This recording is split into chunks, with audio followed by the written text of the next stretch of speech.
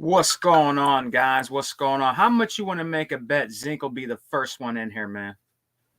How much you want to make a bet my brother Zinc will be the first one in here, man?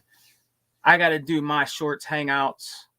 It's a wrap, Sony ABK deal. You know, my brother Unlimited did a great podcast. Look at what I told you, man.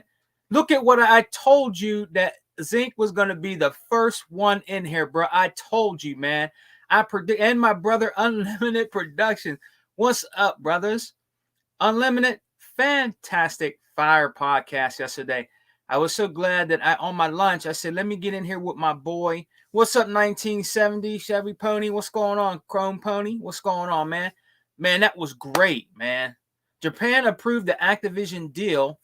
This is meaning a lot, I guess. Japan is also, let me see, corrupt.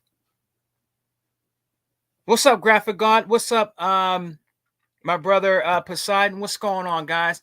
Unlimited and Zinc. Unlimited and Zinc. If you want to come in, bro, for a little bit, let me know. If you're busy working, that's fine. If y'all want to stay in the chat, that's fine. I just want to do my quick hangouts, man. E-Rock inspired me. Unlimited inspired me to do this because of last night with his podcast with the crew, with our sister, the Dia, the lady of chat, Tuck, and all those dudes. You know what I'm saying? He bought everybody in there, man. It was a great show last night on the Unlimited Truth, and I'm glad to see y'all here. Look, it is a wrap, guys. It is a wrap. What's up, Hunter in the house? Hunter, what's up, man? He said, you guys up too early. You know, Hunter, I get up every day, brother, around 6 a.m., man. You know what I mean? I get up every day around 6 a.m., man. I cannot wait until all y'all brothers like 100 and everybody does their, does their podcast or views, man. I will send you a link, man. If you want to come in, Zinc, I will send you a link. And remember, Brother Unlimited, if you want to just come in for a little bit, bro, you don't have to, bro. If you want to, it's all good. But I'm gonna send a link to my brother Other Zinc real quick. And then we'll chop up a little bit of game because I can't be here long, guys. I have to work today, but I had to do this. I really had to do this, man. You know, because this is amazing.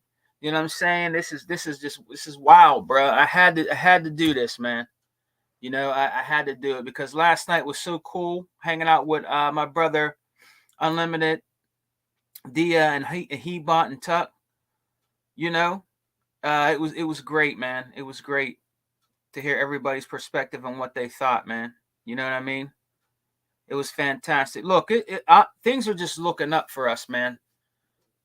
Guys, we've been out here. What's up, Graphic God? What's going on? What's going on, Graphic God? How you doing? I'm gonna send brother Unlimited a link. I'm not gonna be in here too long. Probably about a half hour, because I got shit I gotta do. But let me send my brother Unlimited a link, man. What's up, Slick Slayer? I see you in the building. Let me send my brother Unlimited a link here right fast. You know what I'm saying? Yeah, my boy. My brother Unlimited's on fire, man. I'm so proud of Unlimited. His podcast is the real, is the truth, the Unlimited Truth, man. You know, I'm glad to see y'all in here this early, man. Even you, 100. You usually, I don't think you usually an early bird, G. I know you be grinding at the office. Much respect to Intramedia Gaming and the crew. Flip the script, flip money. You know, much respect to the crew, Live Wire and all them. I've been rocking out with 100 since day one, man. I'm down with Intramedia Gaming, bro. For real. I bleed green. And I don't give two. You know what I'm saying? I'm down with that crew, bro. Always been, always will be. That's one thing about 100 and them. 100 stayed 100. He never changed. That's real. You know? He never changed, man. Kobe 100. He never changed, man. I'm glad to see y'all in here. What's up, Graphic God? Man, hey, Graphic God, listen to me, bro. If you're still here. This summer, I want you to do me another gamer pick, man. We're going to talk about, there's a picture I have I want you to do for me. All right, let me get my brother Zinc in here. What's up, Zinc? Hey man, how's it going? Yeah, man, first of all, that show yesterday was super fire. Man, that was fantastic. Dude, I like Tool Man in the chat, I represent those motherfuckers. Yeah. He said it best, dude. I wanted to jump on, I couldn't. I still have to help my mother out, but he said it best, dude. He said, Zink, you just want to hang out in the chat today, and I said, I did, man. Sometimes listening to you guys, especially great talk. From the Xbox community, the true hell yeah. Xbox community Hell yeah. is something special, and I hope Unlimited could get in here. He's here. Oh, good. And also, you mentioned 100. 100 is one that never wavered. Nope, he never did. Even the Xbox podcast today, they wavered a little bit, but 100 was never shaken, but 100 only tunes in when I'm around so he could hear the update of NASCAR. But I haven't finished watching the race on Sunday. They had a road race. I haven't finished watching. I had to, do so many things with my mom. So, but and I have to do it today. So yeah, man, I want to chop it up a little bit so I could get my black ass up out of here. Unlimited, what's up, brother? Hey, what's up? What's up, fellas? Man, you had a fire podcast last night. I know I could only join for about half hour on my lunch, but I had to do it. That was fire podcast, man. Yeah, man. He-Bot was going off. He was doing a sermon. It was crazy, man. It was, and you said that Japan approved the Activision. Yep, this morning. Man. Yeah, man. So I guess they're also corrupt according to Sony fans. I can't wait to hear that fallout. But see, man, you know what? This is one of the things that that should have happened some time ago, especially with the FTC. And like I said, when Phil Spencer announced they were buying Activision, I knew it was going to go through. I was never shaken, and still Microsoft didn't deploy the biggest reason that acquisition was going to close, because of all of the corruption that was going through at Activision. They didn't even use that yet. They were using this little stuff with Activision and bitching ass Sony. But like Unlimited illustrated yesterday, Sony dug a hole for themselves. Now everyone is against them. Now more senators are attacking the shit out of Japan. Yeah, they're in trouble, man. As they should have. And like I said before, I think I said it on your show. You and I were together about this stuff has been going on with higher tariffs being levied against American products for freaking decades now. So I'm glad they're starting to crack down on this shit. Yeah, man, isn't it crazy, Zink? Oh, sorry there. No, you go, Lemon. Go ahead, brother. But isn't it crazy, Zink and Sega, man, how Sony did this to themselves? Microsoft at no let's keep it straight here. Microsoft at no point put out Sony's dirty laundry. Sony are the one who went to Brazil, Zink, saying they can't compete with Call of Duty. They can't make a Call of Duty competitor. They're the one who went to Brussels and said our exclusive don't make money, right? They're the ones who went to the US saying, oh, Microsoft, they might steal games away from us. And all that happened is that it let those regulators dig into both companies, and they found Sony's dirt. Because Sony thought, I don't know what the plan was here. I don't know what they thought. What did you think these regulators were going to do for the biggest merger in Microsoft history? Of course they weren't. It wasn't going to be some walk in the park, right? This is the biggest company on the planet, or top 3 biggest company at least. So Sony, the way Sony shot themselves in the foot has just been beautiful to me. Gorgeous. What you think about this bullshit, Sega, man? You were going to go off today. I feel it. I tell you what, man, these last few podcasts, especially the podcasts that Unlimited has been doing with the Unlimited Truth, the Exile, and the Outlaws of Xbox podcast, which was back then Alpha. We've been saying this, man. We've been saying that Sony is in trouble. Everybody wants to damage control and say, all kind of dumbass shit. When we were speaking truth to facts here, bro, they are in big ass trouble, man. They're in big ass trouble, and they need to really realize this. And I think it's so quiet, brothers, out here in these gaming streets, man. Shit, you can hear a church. You can't hear a church mouse pissing on cotton, bro. It's crazy. You don't hear nothing. I don't hear nothing. I mean, Unlimited and then talk about, what's his name? Dreamcast guy talking some dumb shit, and all this other stuff like that. But look, man, those dudes is in trouble, bro. They are in trouble, G.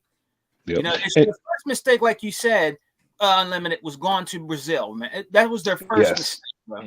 Yep. I'm glad he, Unlimited brought up Brazil, and Brazil flattened Sony so hard. You see, the biased media said, "Oh, they don't matter. They don't matter. It's up to the CMA and the EU." And lo and behold, somebody, I think it was from the EU,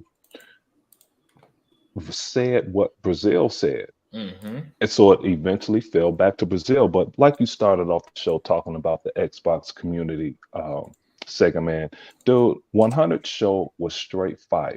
Yeah. From the dude, they wouldn't bullshit, and they were attacking everybody as they should. Yeah.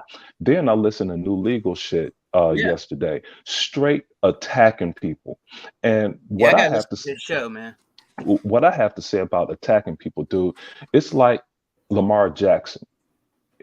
This dude has been a model citizen for 8 years, 3 in college and 5 in the NFL, and now you trying to slander this dude's name? Get reporters, get your bullshit ass out of here. And it's the same thing with the gaming media. You want to slander Microsoft's name? You want to continue to talk shit? Like we were going in Legal's chat yesterday, and here Halo sits at number 13, okay?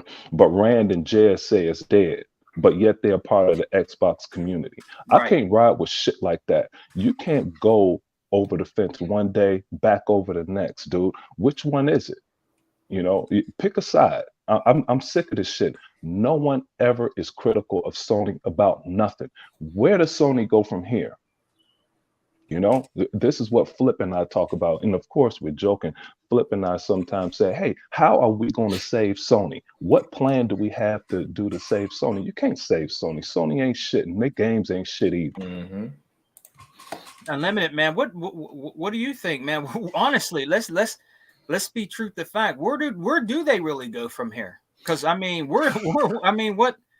what are they going to do, man? Are they going to have to just bow down? I mean, what are they going to do? They got to do something. They have to do something. I'm going to have to steal from our girl Dea, man. They're just going to have to cater to their niche market at this point. That 10%, that 10 million, if you will, that buys their exclusive after selling over 100+ million consoles, right? Because listen, they're not going to be able to keep up with Microsoft financially. All right, that dream is dead. All right, it's clear that these two companies are on two different stratospheres right now. Right, one is making big moves, the other one is just trying to survive. They're two different monsters. Yep. So they can't compete with Microsoft. Pound to pound, money to money, bank to bank, however you want to put it. Well, what else can you do? It's clear that these third-party exclusives don't work because, again, Microsoft are the one who could drop $70 billion for Activision. Yep. Sony can't. So at this point, when you got no other, they got no other options because it's not 1996 anymore where you could bully your way, in the gaming streets when Sony was Sony and not this lip dick version of Sony. Right. Yeah. So what can they do? I honestly don't know. Man.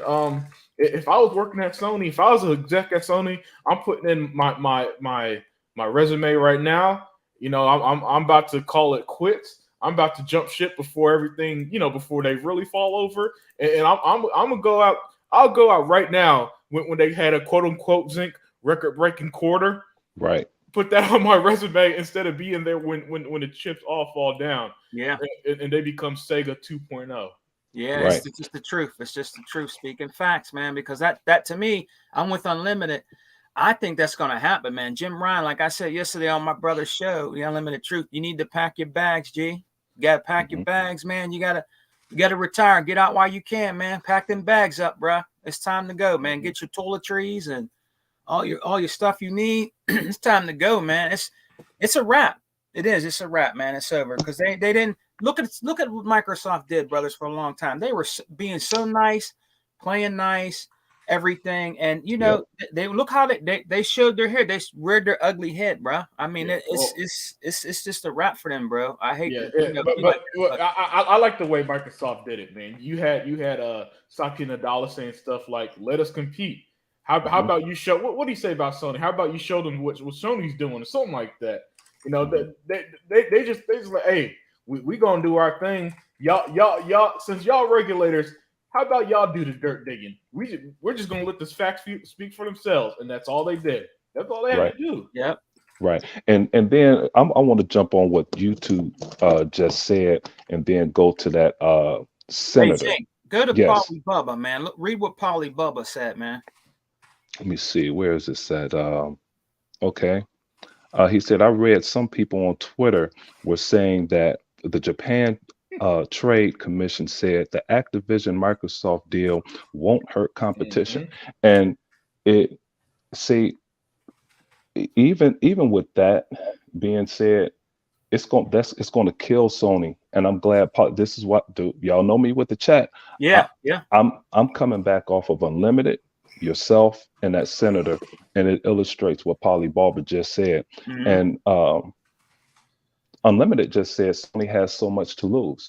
Here's where that is. You know all of those little deals that Sony used to make that we're hearing about now, because people are getting more confident that, hey, Microsoft can protect us. We don't need Sony now. So all of those backhanded deals that Sony made people pay extra to get on their service, that's going to be gone. So that's a loss right there. Okay, meaning like Unlimited said, they have so much to lose. And then what you just said, Sega man, you know, these things are happening. You know, I'm looking to get out of there because the sky is definitely going to fall. Microsoft already showed the blueprint of how they can supplement losing Sony's console as a source for revenue from Call of Duty by signing everyone else and putting Call of Duty places where it's never gone. That's what they did to Minecraft. They put Minecraft everywhere. Paid $2.4 billion for Minecraft. Now Minecraft is worth north of $20 billion. I don't know the exact number, but it was rumored that it was worth around $40 billion. And as the biggest game in gaming history, I damn sure don't doubt it. And then somebody said something about that United States senator that went off on Sony and Japan. She went all in, unlike the two damn fools, Elizabeth Warren and Bernie Sanders, co-signing that idiot Lena Khan. Okay, she went straight all in, and people were saying, well, Microsoft paid her off. Hey, you dumb bitches. That's what a United States senator is supposed to do. Protect our economy. Okay. I even disagreed with Hogue. And of course, Hogue has an enormous law skills. I only had one, but I had the business skills, and I knew it was 100% closing. But one lawyer that I don't respect at all is this lawyer that's I forget his name just that quick, but he's on Boom's show. I challenged him in his face in the chat, and he said, "What are you talking about?" I said, "Dude, the CMA means nothing to this country. They cannot stop this deal. They do not have jurisdiction over here." And he was like, "Oh, you don't know what you're talking about." Yeah, now who's right? Yeah. Okay, my 1 year of law versus your 8. You just stupid. They are stupid lawyers, and they are great lawyers. Hogue is a great lawyer. I'll listen to his show. I don't give a damn how long it lasts. Like I told you guys before, I listened to that entire 7-hour podcast he had on this deal. But listening to Hogue is extra education. But I knew this deal was going through, dude. And Sony is in big ass trouble. Yep. Look what Snooky Jackson said. He said, I've been waiting 20 years for this day to come on Sony for killing the Dreamcast. Sega payback is a bitch. It's true. It's true. Look, how does it feel, man? Now, how does it feel now, Sony? How does it feel? Because it was bound to happen, bro. Like I said, we've been preaching this shit for a long time, man, and it's curtains, man. Gotta think of something else to do, man, if you can. Maybe have Apple buy you. I mean, something. I don't know. Listen to Ados X over here trying to find a solution for Sony. Sony at 9:29 a.m. Sony can maybe swallow their pride, sell, or merge with another company. Yep. Other than that, I don't know. Hey, Yeah. that's what we've been saying a long time. I think Unlimited said some shit about maybe he talked some shit and then said maybe Apple will buy him or Amazon will buy him. Yeah. Mm-hmm. No, that's what the PlayStation fans want now. It's for an Apple or Amazon type company to buy them. Which I'll say this: you don't want Amazon to buy them.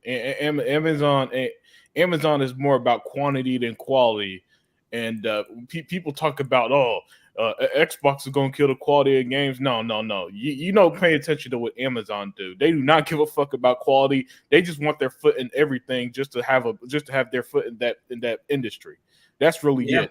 Yeah, listen, right? That Unlimited Sega, man. Like Sony got some quality games with that buggy ass Horizon Forbidden Entertainment. Yeah, with his buggy ass. But here's what I'm saying though is that I know what you're saying. I'm tripping. Yeah, at least they could put up that front right now. Oh, we got quality games and use Metacritic. Have you seen the games Amazon made? It's like 3 flops. It's like 3 flops in that game New World that died in a month. They don't give a fuck about quality at Amazon. They just want to have their foot in every possible industry, and that's their ticket to making money. Mm-hmm. Hey, listen to Deploy talking all this shit. What your man said, man. Deploy. Look what Deploy. I just saw that Deploy talking that shit. Deploy at 9:34 a.m. Booted up that PlayStation first party game on Game Pass, MLB The Show. Laugh my ass off. You know what? I might boot that bitch up too.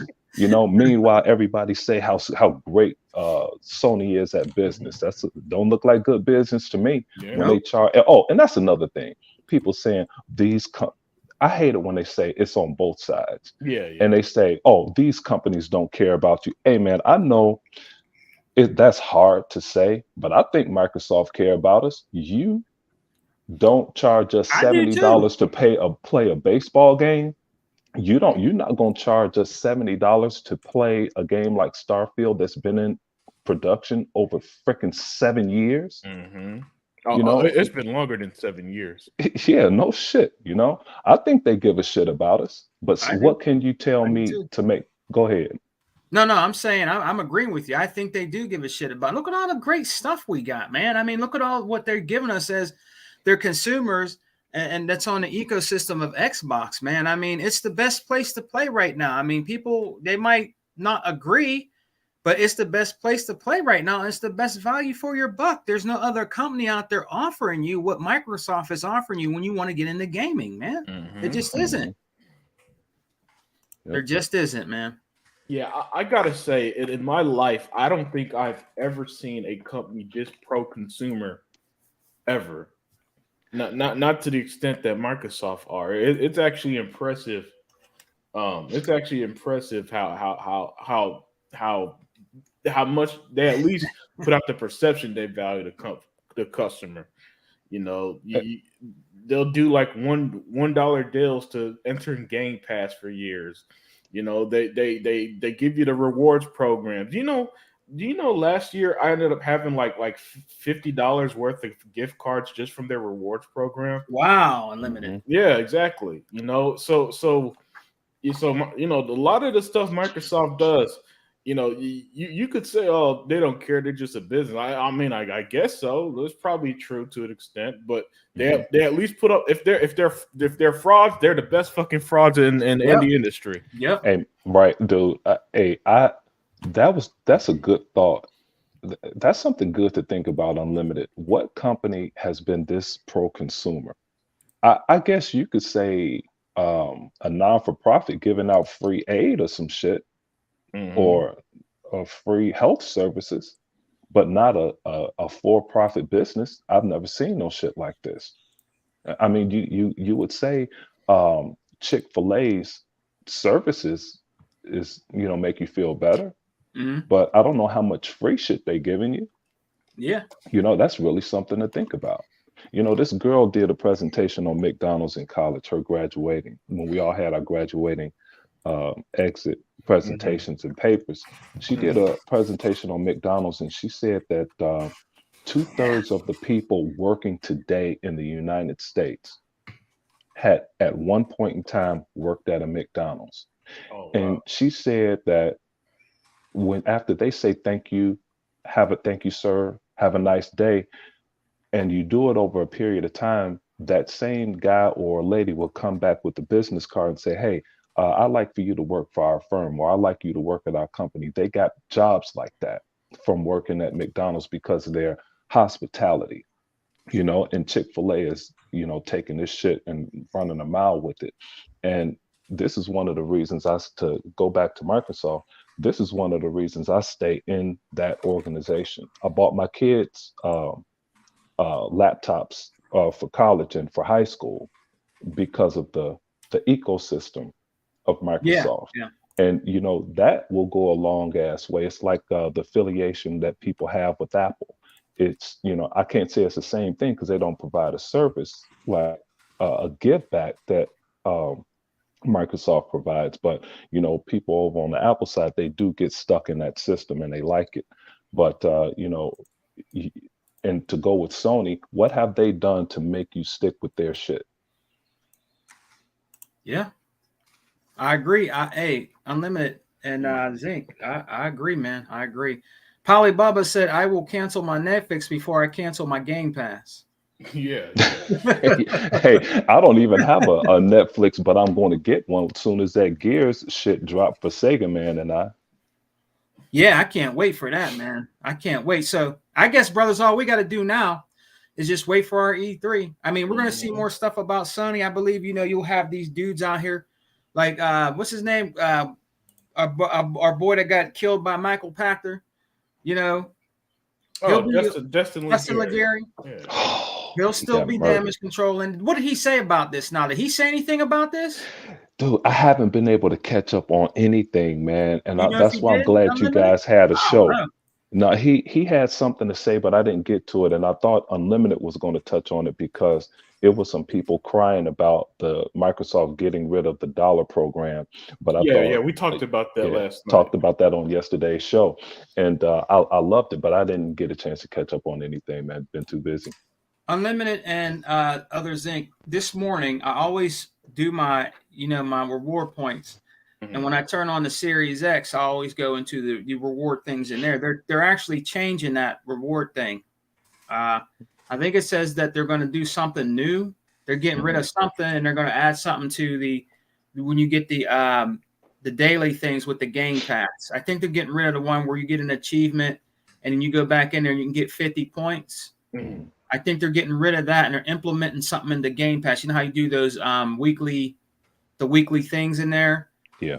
It had a message put up saying that they were changing things up. So I think it's going to all lean towards Game Pass now. All that, like, you getting the rewards and different things like that. From what I read, that's what I believe they're trying to do. You're still going to get points and Microsoft points and everything, but I think they're going to implement some of that stuff. Just it's going to be in the Game Pass. So it says in April. I think April 3rd is the last day where you won't be able to do that, like get an achievement and then go in and if I'm saying it right, guys, go in and get the 50 points. Okay. Yeah, you guys know more about that than me. Leave Rain G4 back up there. Rain G4 says, because I had something to say about Sony's that. Going to? Yeah, that one. Yeah, Sony's going to be at Target standing in the gaming section trying to get you to buy a PS5.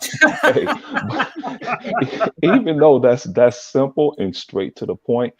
Yesterday was the very first time I've seen a PS5 without God of War in it. Oh yeah, this the first time, and it was I think it was at Target. It was the first time I've ever seen one without that game in there. Wow. Hey, back to people talking shit, man. I was listening to this one show, and this one dude named and we said this before, because people, Microsoft threw a shot at Sony saying, oh, they got 10 years to make a Call of Duty game. And I'm like, Sony hasn't made a Call of Duty killer in 23 years. So this prototype wannabe, as 100 would say, this double agent Xbox fan said, what about Microsoft? They talked that about Sony making a Call of Duty killer in 10, or a Call of Duty equivalent in 10 years. He said Microsoft hasn't made a game as good as a Sony game in 20 years. Yeah. I said, what? Wait, what did he say, Zink?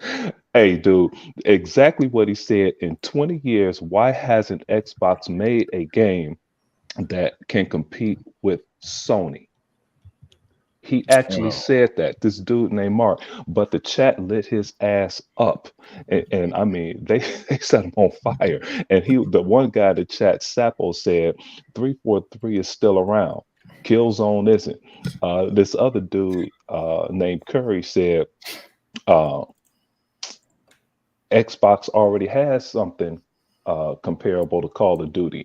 It's just not on everybody's system. He was talking about Halo, and he said Sony doesn't even make fun games that you could play for a long time.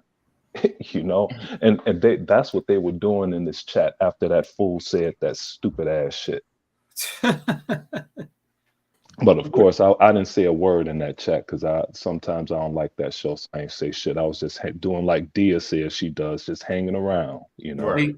Hey, Zink, man, read what our brother Ados is at it again. Man.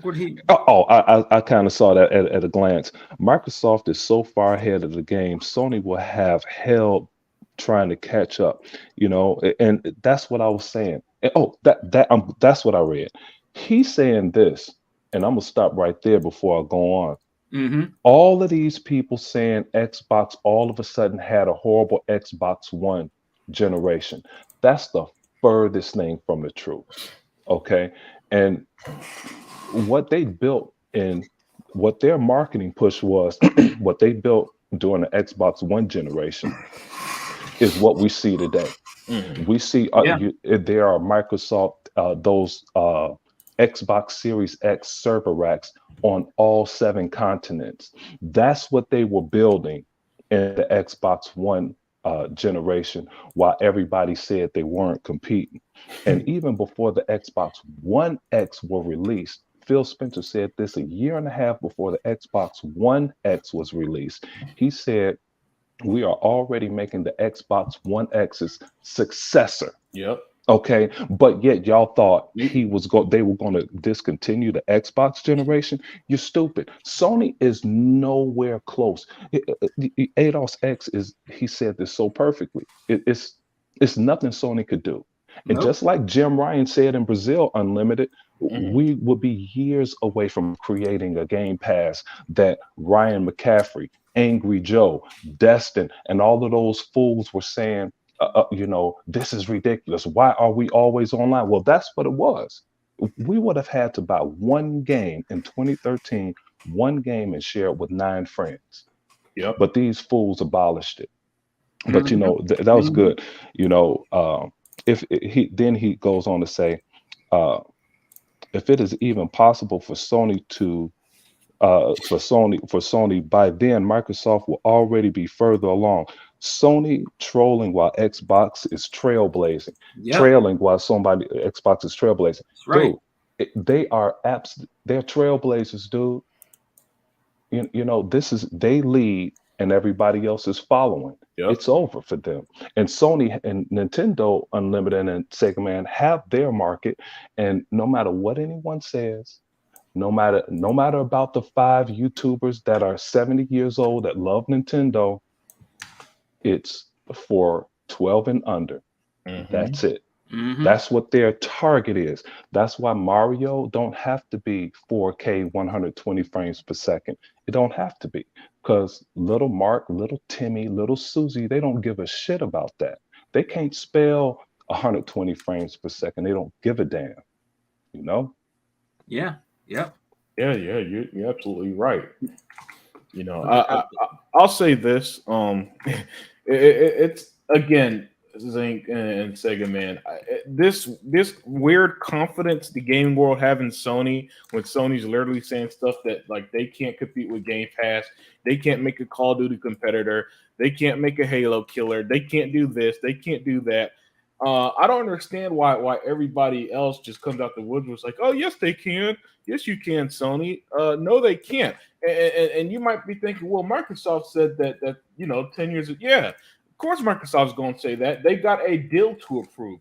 Microsoft is just trying to do business as usual, get everything done, get everything approved, and start moving whatever they have to and from Activision. That's all it is. The people at Microsoft do not give a damn about Sony competing. They know as we do. They know as well as we do that their pockets are so much deeper, and that if push came to shove, they could buy Sony tomorrow. All right. So, but everything. I keep trying to tell people, Zink and Sega, man, with Microsoft, you gotta look at all their actions right now. Look at it through the lens of what can we do to get this approved as fast as possible. That's it. It's not more complicated than that. Unlimited. Let me stop you there. You didn't hear. They said this before, but Hogue said it before. But people kind of brushed it aside.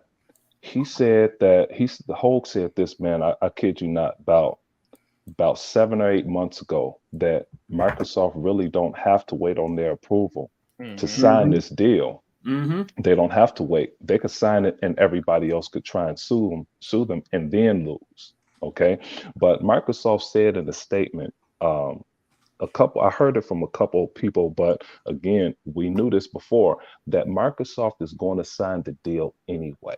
Yep. That's why I kept saying this deal is closing. When they said it was, or before they said it was going to close, they were just giving people, regulators, ample time because they got all day. And it's good that they waited this long so Sony could be exposed. Yep. And that knife is slowly going into Sony's heart. It's nothing they could do. It's just nothing they could do. And Zink, that's what makes Sony's action so confusing to me. Agreed. Because again, deep down they had to know that they were never stopping this. Microsoft is making deals with Nintendo and Nvidia right now. Talk about it. Listen, you don't make deals if you're not sure. If you're not sure. Hell, if I was a betting man, Zink, I'd say that they're farther along than we know. Yep. 100%. Because listen, we don't work for Microsoft. We're not in there. We don't know the details until whatever they feel like releasing. It's pretty evident, right? Like right now, Phil Spencer's got some major deal, another blockbuster acquisition, whatever the case is that he's working on once this is done with, and we don't know a thing about it right now. Yep. And the moment he drops, oh hey guys, we just purchased Sega, the world's going to lose their shit again.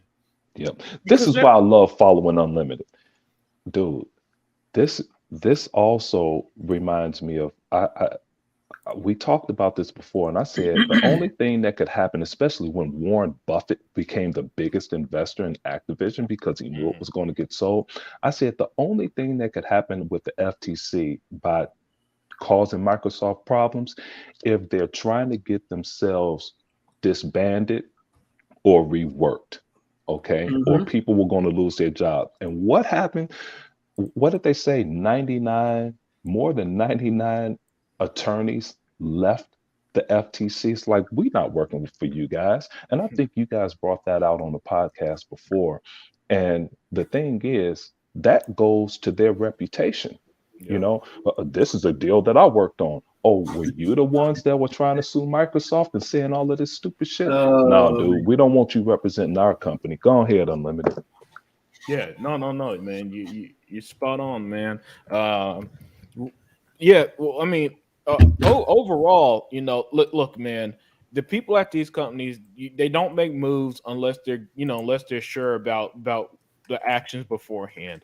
So the fact that they've been making deals and doing X, Y, Z, to me, it's been a wrap for a long ass time, really. We're just all we're waiting for is what happened with Bethesda about a year later after the initial. No. I'm sorry. With Bethesda, it was super fast because it was September that we found out in January it was closed. So this is just a longer version of the Bethesda deal, where months to a year later, they're going to put out a press release saying, "Hey guys, it's official," and then they're going to go on stage and say, "Hey guys, the next Crash Bandicoot, yeah, that's exclusive." And again, what's everybody going to do about it? Nothing. You could cry all you want, but the game's over. Yeah. The game was over the moment 98% of the Activision board of directors approved this stuff. Yeah. Thank you. When they said 98% unlimited, it was a close deal because they really only needed 49 or 51%. It was some low percentage, Hogue said, and they could sell it anyway because they voted the board of directors to run the company. But when 98% approved it, oh, dude, all bets were off. They couldn't do nothing about it. Just definitely. Hey, your brother's in here, Tuck. What's up, man? What's up, fellas? How y'all doing, man? I just had to do my little hangouts. Like the podcast that my brother Unlimited had last night was super fire, man. Yeah, about that was good last night. What's going on out there, man? It's a wrap for Sony, man. What you think, Tuck? Your wishes came true, man. I'm ready for what you got to say about that, man? You're the ambassador of Xbox, man. We're all waiting to hear. What you got to say about that, man? Dude, the only thing I want Sony to do is not sign a deal, be done with it, be over with it. Your fan base ain't gonna be nothing. That's what you think about your fan base. And I'm hoping that, and like I said, I don't want to cross over to our platform, but it just says that they are gonna, come back. Well, Zink, man, Zink and Unlimited, man. That's all it is to it. Zink and Unlimited, man. Tuck still believes Sony needs to sign that deal, man. What y'all think, man? I don't think they're gonna do it. I really don't. Hey, look, listen. The president of Microsoft, Brad Smith, carries that contract with him everywhere he goes. It's in his back pocket, Unlimited. He woke up, did his morning jog, got his coffee before he hit the car. I was like, "Hey, honey, where's that contract? Oh, it's in your briefcase. Oh, cool, right?" So everywhere he goes, he's got that. He's got that contract. So he said it live in public. Whenever you're ready, Sony, we are here. All right. So Microsoft got all the power. Sega, man. So listen, Sony's gonna be there crawling on their knees. Hey guys, we were just kidding about trying to stop that. You know how it is. And Microsoft's gonna put that paper on the desk, sign here. There you go. Thank you for doing business with us. Thank you for funding the next decade of games. Mm-hmm. It's just beautiful. And, go to Tuck. Hey, Tuck, I want you to answer this. Deploy 619. He's a dog. Unlimited, not Unlimited, but Sega Man had. I gotta get going, Sega Man. Hey man, so do I after this. Hey, good seeing you, Unlimited, and great show yesterday. Unlimited. Thanks for coming, man. Yeah, we're gonna hang out on the next Outlaw or Exile, whatever comes up. Yeah, man. All right, brother. All right. Deploy 6. Deploy, you had it up. Deploy 619 was talking his shit, and I want to hear what, because this is you mean this one here? Yeah, this is what Tuckmaster always talk about. And so Deploy talks his shit. I love the Xbox community. Just keep talking all this shit, no matter what these Destins say, and try and soften blows. No, hit them in the face. Only people upset with the $1 promotion that's been going on for 6 freaking years are the ponies. Nobody knew that. The losers will pay full price for Xbox greatness. And this is Tuckmaster's territory. He always mentioned Game Pass when we all know what it is, but you cannot stop promoting something so obvious that it's for consumers. Tuckmaster, talk your shit, dude. That's your area. Man. Hey, dude, let's play this, man. Let's play this. I talked to my friend at work and all that stuff, and he got the play. He got both systems and all that stuff. He only spent $100 and some odd dollars on the Sony Game Pass. And the first thing he said, Miguel, he said that was the worst decision I ever made by spending money on that Game Pass for Sony. Sony's Game Pass ain't worth a damn. He said, but on the other end, I'm living on the both worlds because he said I got the Game Pass on the Xbox and I can play anywhere, anytime when I want to play. Yeah. So, to me, y'all, I'm trying to be cool and calm about this doggone deal. But if you really just want me to get raunchy about it, I can. Is that what you want me to do? Is that what you want me to do, Adams Inc.? No, don't be calm about it. Okay. Okay. Well, now you're gonna bring the evil side out of me out. Okay. Listen, Sony ponies. We don't want you on our platform. All we ever hearing now, this is the only thing that we hear now is that Xbox need PlayStation. They need Sony. No, they do not need Sony at all. They do not need them. I mean, look at the comparison of both the companies right now. Xbox is going in a positive direction, and y'all Sony ponies are going in a negative direction. And that's all there is to it. Because then you think about it. When we get when we get Call of Duty and Blizzard, when we get Activision Blizzard, it's over with. Yeah. It doesn't make no double difference if it comes to Sony's PlayStation or not. It's over with. Let's your play this, ponies. It's over with. It doesn't make no double difference if it does go to PlayStation. If it goes to PlayStation, big deal. Microsoft's still making money off y'all. Mm-hmm. So it don't make no double difference when they put on the Game Pass. Bingo, what's going to happen is that everybody is going to convert from PlayStation right on back to the Game Pass because they don't have to spend $70 damn bucks. Yep. Okay, they don't have to spend $70. So now is Sony going to take this offer? Like Sega Man said, Adams said. Now I'm always saying that yes, they're going to take it. But Sega Man and Adams and Unlimited said, no, their pride is in stake. So, no, they ain't going to take it. And you know what? To tell you the truth, as of right now, I'm siding with Sega Man and Adams on that. Yeah. And you know what? And the chat answers the questions. And what you're saying, Phil Spencer already put it in there. It's just a different vernacular of him talking shit. And David Cohen, Cohen had it earlier. And Adams and Sega Man, like you said, oh boy, he's running around with his briefcase, got the contract in his hand, just telling Sony, hey, it's always it might be here, but if you wait too damn long, it might not be there. I mean, hey.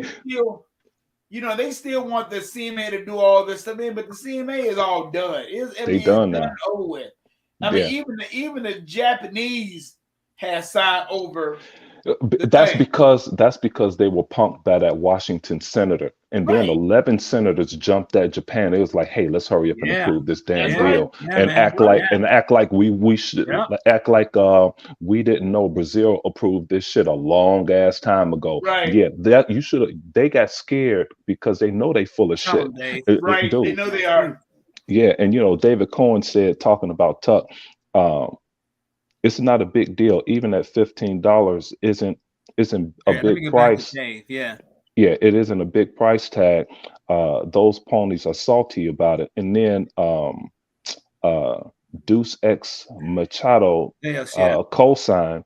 He was like, yeah, David, if you have Game Pass only for console, it's $9.99 right now. Hey, I caught Deuce in a lie. Because if you go to 100, hook me up on this. If you go to cdkeys.com, I'm on I've been getting Game Pass for 3 months for $23. You cannot at a time. You can't beat that shit. But you have those options there. And Phil Spencer just said it in a different vernacular. Tuckmaster, when he offered different solutions to keep this train going by offering Call of Duty to so many people. They know how to keep this engine running. And here's one thing, this misconception that I can't stand is that they keep Xbox have to go to big money Microsoft. Bruh, Microsoft have their own, the Xbox division, they have their own capital. They don't need that. They needed to approval by the board because, hey, we're about to sign the largest deal in the history of Microsoft. This is to let people know further that, hey, Xbox was never leaving game. Go ahead. This. What does somebody say about Xbox needs Microsoft big money? They say it all the time, and it's said on the slick side, Tuck. They say, "Oh, Microsoft have those. The Xbox division had the pockets of Microsoft. They earned their pockets. Yeah. You just don't. You are not allowed to make decisions or fund a division of a company if you have not proven yourself. And I could go through with this with anyone. Jeremy Brown wanted me to illustrate. This isn't the day because I got to go. But Jeremy Brown said in the chat on one of our shows, and I said, Jeremy, I'll explain how Microsoft was all in since 1999. Mm-hmm. I could perfectly illustrate it for everyone how hard you could be in for something, because really the first big gaming acquisition was Microsoft having the foresight to buy Bungie in 1999. Okay, Yeah. they took them from Apple and then brought them to Washington and gave them their own studio. That's money. Then they transitioned in 1999 in less than a year and put a game that was on Apple, put it on an Xbox. And also they made up a story because Joseph Staten said Halo didn't have a story in 1999. They made this thing up on the fly and did it that good and had the funding to do it that good and did it within a year. That's called all in. Yeah. Okay. And when Bill Gates Tuck represents you 3 times to help get the Xbox rolling, 3 times. This billionaire is in New York at midnight. That's all in. And you remember I'm gonna let you go on this one, Tuck. Remember, it was getting contentious with this acquisition, and people said Bill Gates showed up on Microsoft's behalf. Then the world was flipped upside down, because then everything started getting hit hard, real hard, because a boss showed up. People think because Bill Gates isn't an active chairman that he don't have pull. This dude has world pull, and the world respects it. Yeah. Yeah, big time pull. I mean, he's the one that started the damn company. So what makes you think that he's not going to have pull? That's one thing I don't get. Because some people, some bosses, when they leave the company, they leave the company, you know.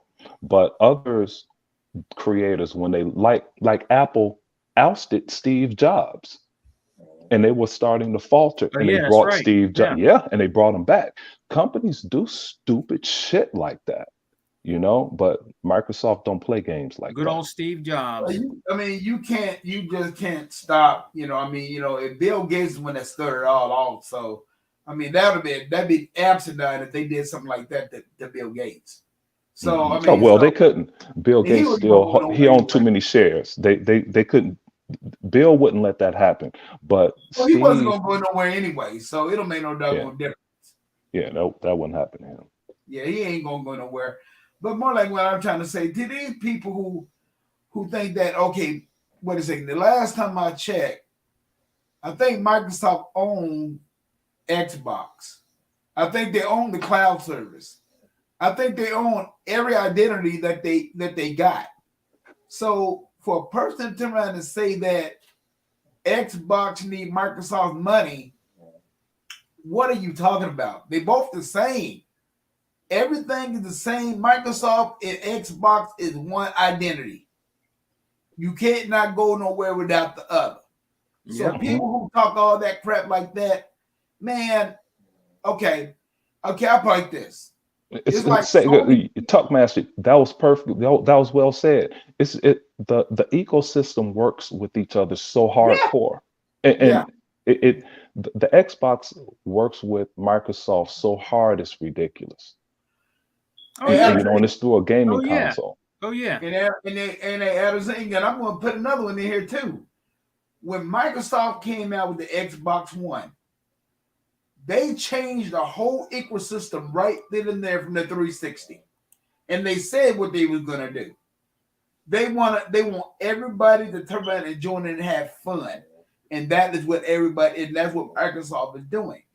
If you think about when Microsoft first came out with the Xbox One, that's the first thing they said, that our ecosystem is going to be different from anybody else's ecosystem that you ever seen.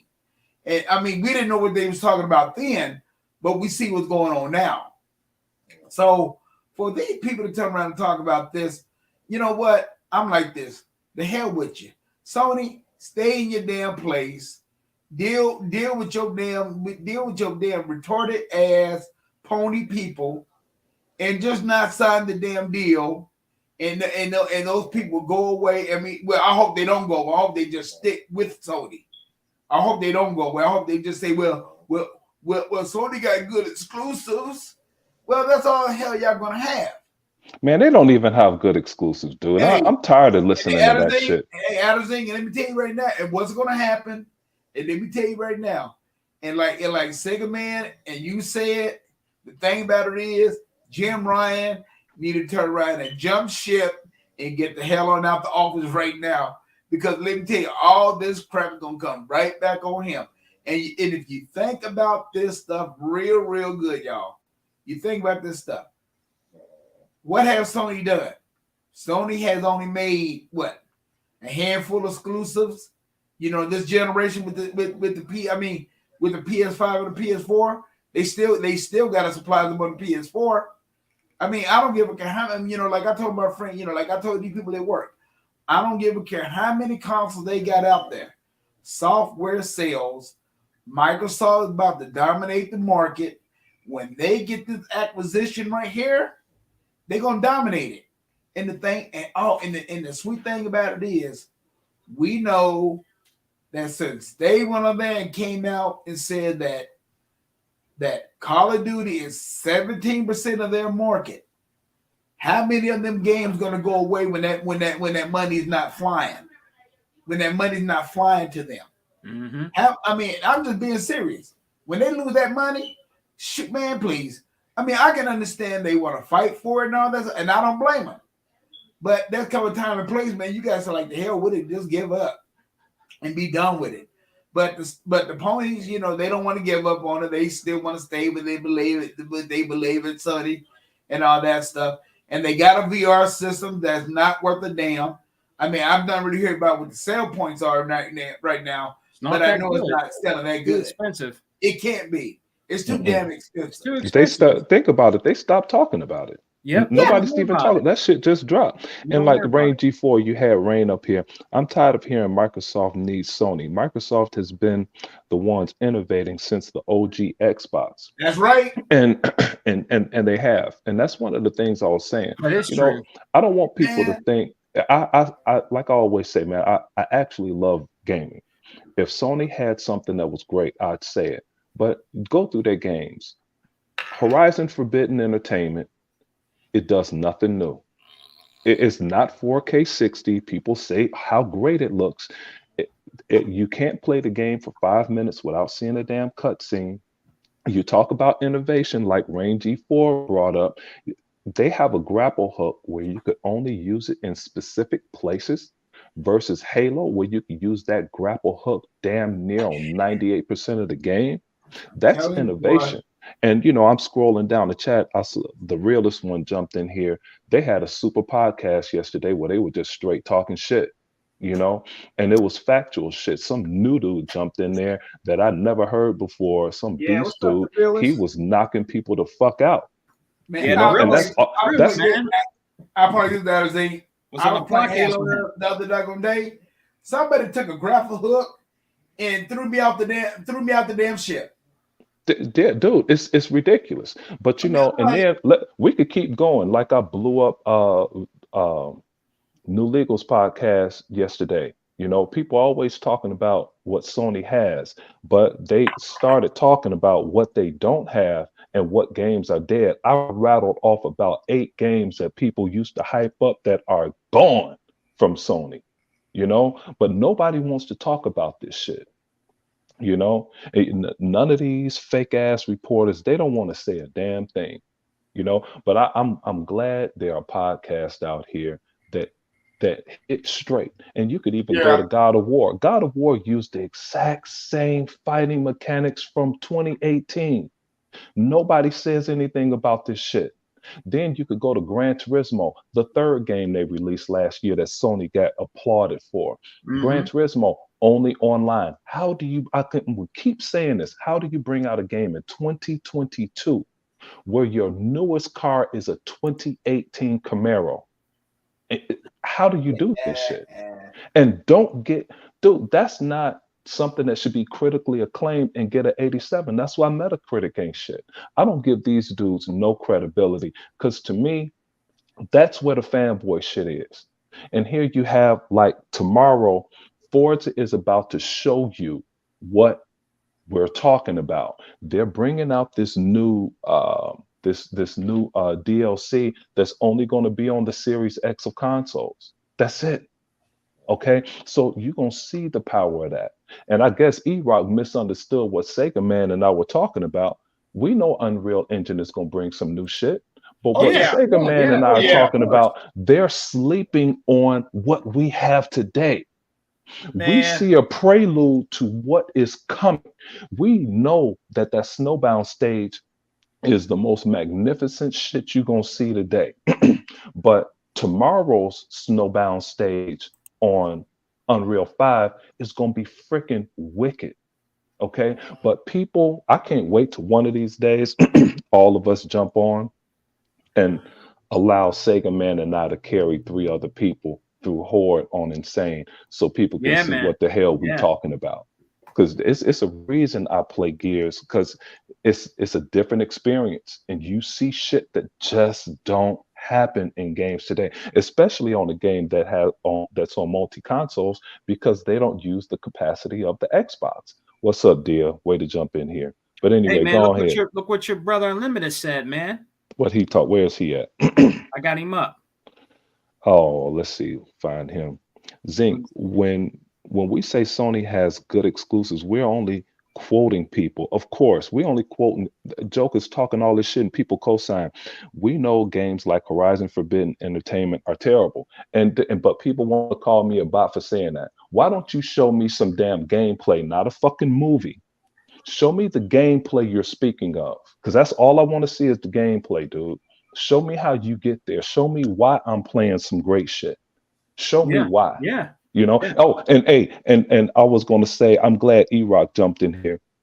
E-Rock said Unreal Engine 5 is going to show what the PS5 and Xbox can do. Yeah, Half, I agree with that. no, half right. The PS5 will never ever be able to illustrate in its current state. The PS5 don't have the capacity to produce what Unreal 5 is going to do. You just can't have a bullshit console and use next gen technology when you have last gen technology in your box.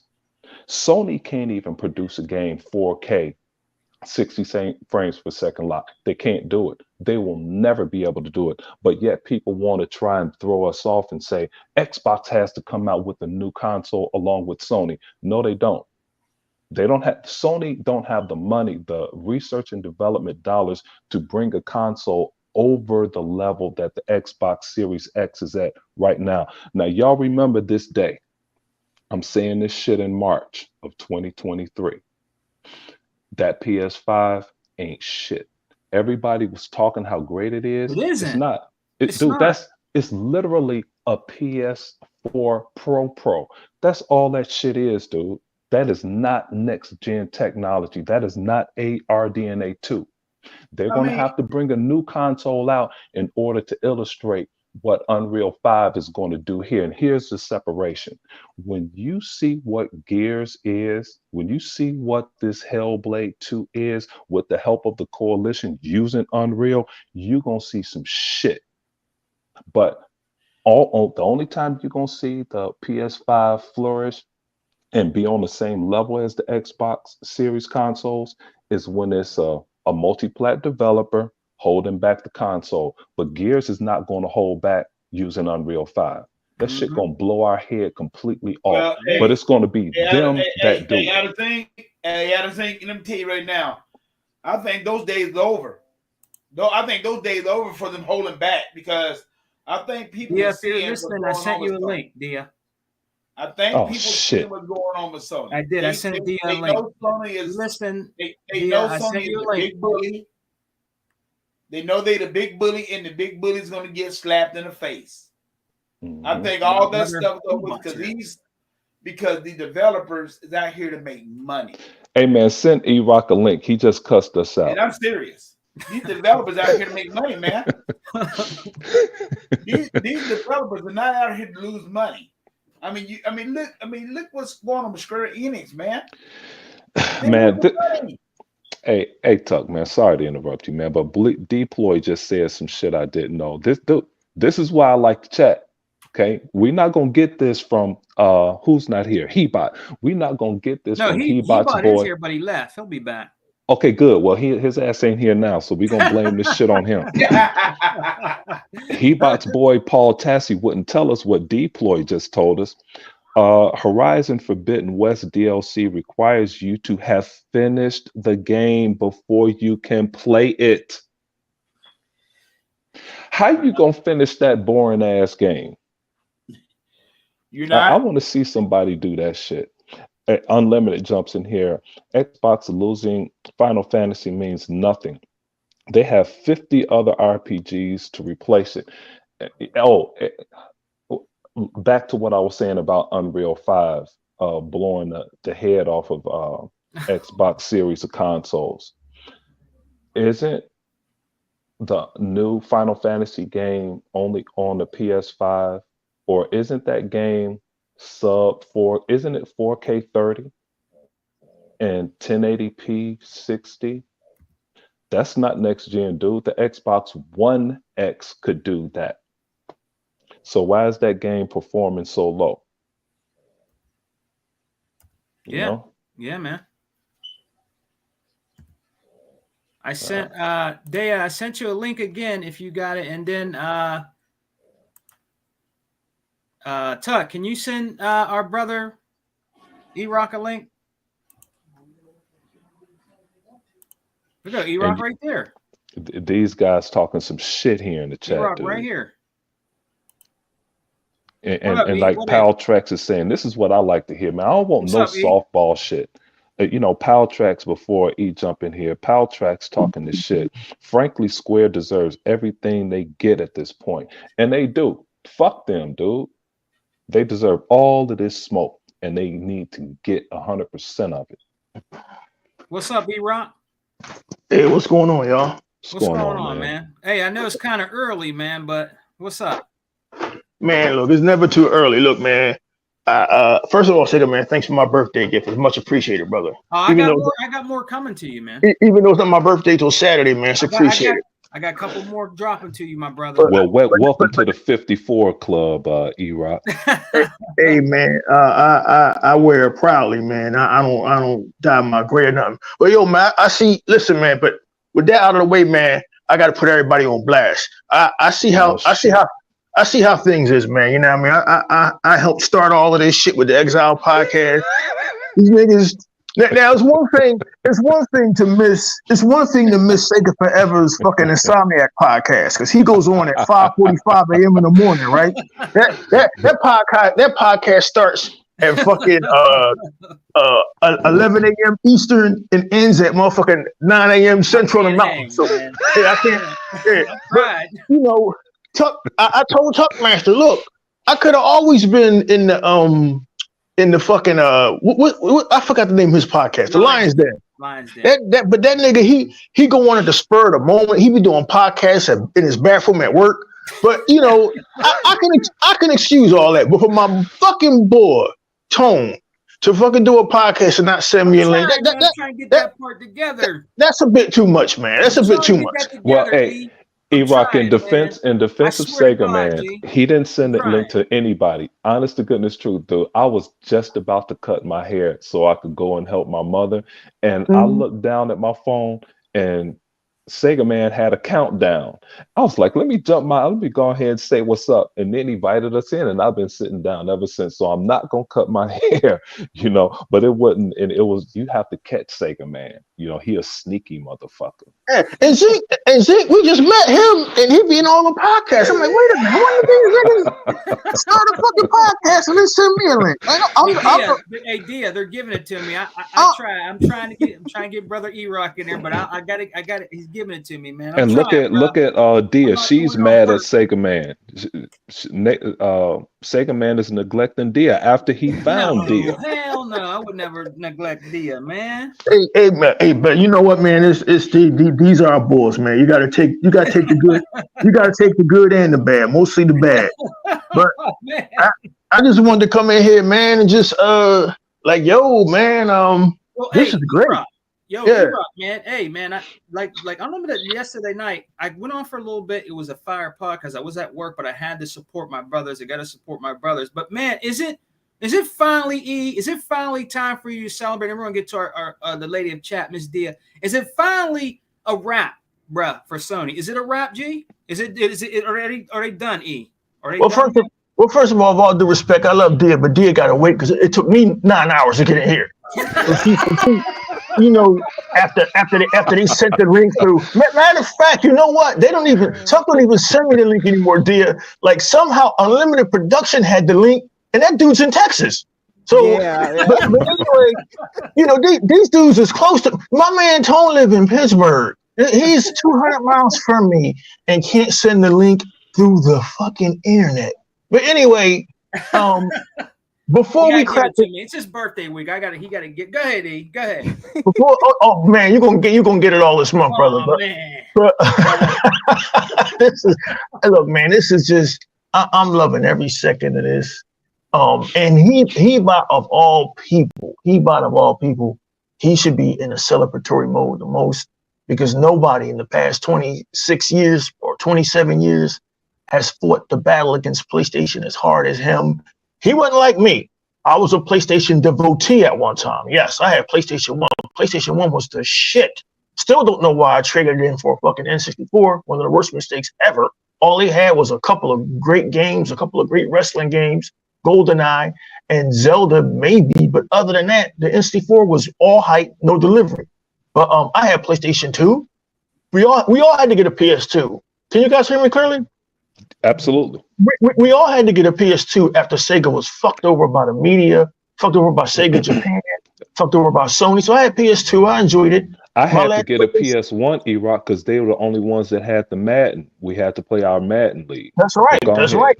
That's right. EA completely ditched Sega. Ironically, it was the Genesis that helped build their motherfucking legend. Yep. So you know, this has been a long time coming. So for anybody that sits and say, "Oh, y'all just PlayStation haters," man, get out of here, man. I had every PlayStation console except for PS4. After the PS3 and after Sony lost my information and tried to say that they didn't lose my information, I was done with them. Years ago, ages ago. But to get to the question, yeah, this is the end. This is over. This is it. For them to finally just concede and say, yeah, we're going to take that 10-year deal. Motherfucker, you never had a choice. You never had a choice in this. And we told you time and time again since these podcasts started. First it was the Exile, then Unlimited Production, then Tuck, then Sega Man. See, me and Hebot helped mobilize these guys, and now they can't send me a goddamn link. But anyway, getting back to you know, we helped embolden these niggas to have a voice, and now they can't send me a link. But this was a long time in coming. Man, we Sega Man, haven't we been telling these guys forever that these companies come and go? Yeah. And we're so Yes, sir. I gotta say something that the realist put up, man. But he said it's a wrap, man, until Google buys PlayStation. What He was talking some shit. I was gonna bring that up. Go ahead. What's the realist thing about that? Google or Apple might buy PlayStation, but here's the thing: if they were going to make a move in gaming, they would have a long time ago. And Google is already still burnt from Google Stadia, so like I don't know if anybody. Yeah, they would have the money, Google and Apple, and the resources to get PlayStation to where it needs to be. But do they want to? We're in an age now where these companies are having to reassess what the fuck they're doing. Everybody thought it was a great idea. Everybody thought it was a great idea that Disney paid I don't know how much, $4 billion for Star Wars and $3 billion for Marvel. And now less than 10 years later for the MCU and less than 6 years for Star Wars, both those brands have been devalued to the point where movies can't make any money. So if you're going to invest in PlayStation, you got to see what are their investments. What they don't have it. They don't have any. They don't have anything. Microsoft's got all of this shit. Roblox, Minecraft, fucking they now have all the Blizzard games. They have everything that makes what Zink has been saying, like a broken record forever, recurring revenue. So before you buy, you need to know what you're buying. Sega, man, this is the end of PlayStation, and it's the end of PlayStation because they don't have a leg to stand on. And I'm about to land my plane. They used to be the bullies. They were the ones that had all the money back when Sony was the Sony that Dia remembers from when she was younger. They are not that company. They had the money to bully Nintendo. They had the money to bully poor Sega.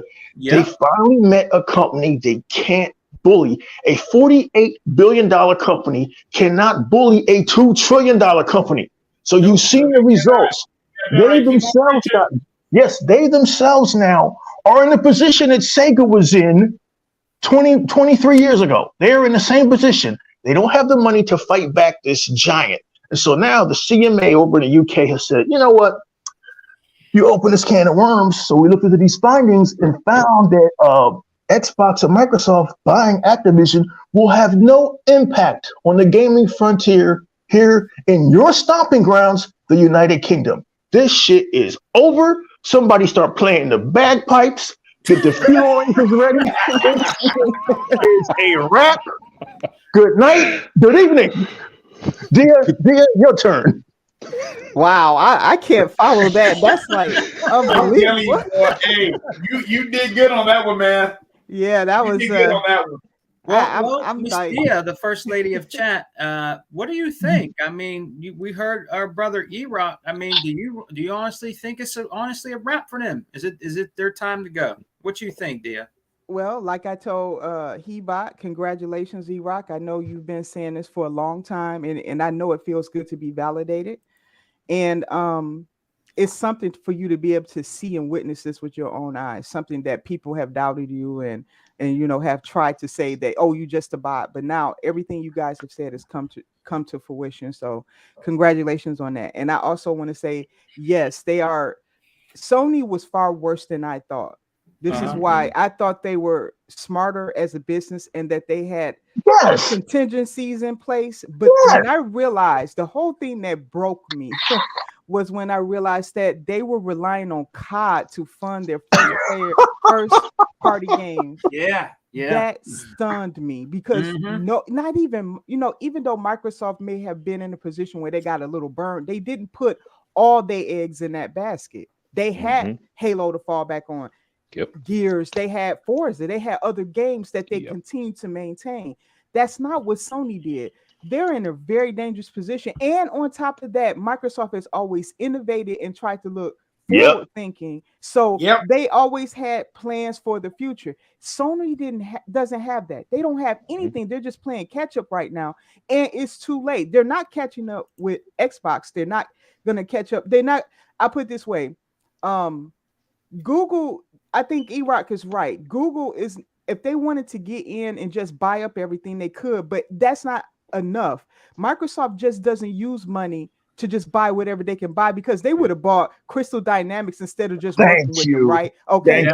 what they do is they try to look at the company and see how the company fits into what is their overall plan. Because I told people they are Microsoft they have a roadmap. Wherever it is, we don't know everything that they're doing, but they do have that roadmap. I know people are probably tired of hearing that, but it's true. They're following some type of plan. So I think that they're looking at how can this company benefit us, and not just in one way. They're looking in multiple ways. Publishers can help, do certain various things, not just one thing for what they need, and sometimes the company might have other aspects. Like they came out and said ABK is not about COD. It's not about just having the best IP, although that's like a cherry on top. Okay, let's face it, because they also do pick very good IPs. I'll add that. It's about those 20 other IPs, dear. It's about the potential. It's about the potential IP, but the mobile. That's where they're going to break in strong, is with the mobile. Right. And so, they told you, Microsoft was kind enough to let us know what the real reason was and what Sony should have attacked. Okay. Hey, but Dia, I got. Let me jump in here real quick. You know what? Let me tell you right now. Hey, Tuck. Let me get at Dia real quick. Let me get through. Go ahead. Because you won't otherwise. You gotta let him go. when Microsoft bought Bethesda and they bought ZeniMax, okay, Google was just trying to get into it. Microsoft shut that down. Preach. They shut that crap down when they bought Bethesda and ZeniMax. Preach, Tuck. They bought. I mean, when they bought that, I said, okay. I said that's the end of Google. And then Google they was going to do it. Man, please. Google was out the door before it even got started. The way they started, they practiced and all that stuff too. They was trying to get into the market and all that stuff, but you got to have something to stay with the market. And right now, during that time, it was just Nintendo, Sony, and Microsoft running things. Tuck, how do you release a gaming service with not even one exclusive? Like what was my reason to buy Stadia? There was none, Tuck. I was going to get to that point. But like I said, when they got Bethesda and ZeniMax, that shut the door on Stadia. That shut them down. Because they was looking to turn around and do that with ZeniMax and Bethesda, but hey, Microsoft said nope. We shutting your ass down right now. Yep. They shut the whole dang idea. I mean, what? They stayed a year, maybe a little bit over a year, and they should have been shut down before then. I mean, that's so sad that you want to buy a game, but the game is not yours. What kind of crap is that? That's mistake number 2. Well, they wanted to buy a game. They couldn't buy the game because they don't have no money. But Colin Moriarty is smarter than everybody, especially he's smarter than Unlimited. And Colin Moriarty thought that they should do little investments, and they were going to secure a deal with Starfield, and Microsoft shut that down. But back to what Dia was saying that was so important, and E-Rock jumped in there too. Call of Duty may not have been the focal point, but buying Call of Duty is what they needed to kill Sony without saying I'm going to kill Sony, because they stripped Sony's funding by taking Call of Duty away.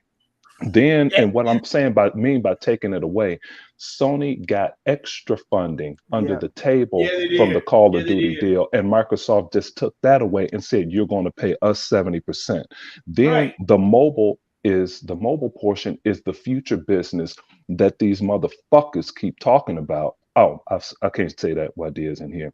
That these people keep talking about is the future, how Xbox is going to go away. With the future is mobile. The future are those server racks that they put up with cloud tech and everything else. The future is also ZeniMax. There are a plethora of opportunities coming out of the ZeniMax deal. They solidified the future.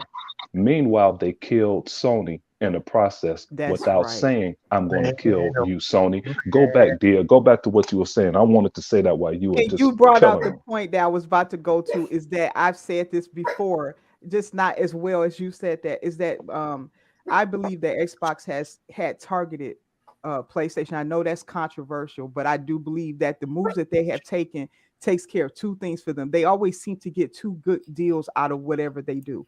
They have been targeting the media and Sony to deal with them all along. Okay, I've said this many times, and they are dealing with them bit by bit. They're doing it in a way you don't see it. It's not out in the open. It's not so clear, but it is happening. And you're right about the COD thing.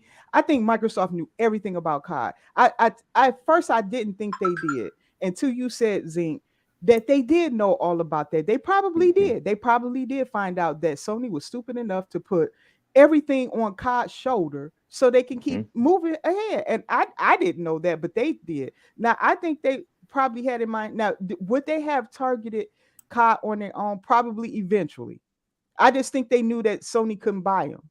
You know, I don't think Activision was probably even available, and they saw that opportunity. But I think that why you know, when people say, well, they said to go to other people and all that, maybe they were playing hardball. You know, one thing Microsoft is not going to do is overpay for somebody. They're not going to do it. So they might have been playing hardball and say, okay, let's see who else is going, knowing full well nobody else is going to pay more money because they weren't worth that anymore.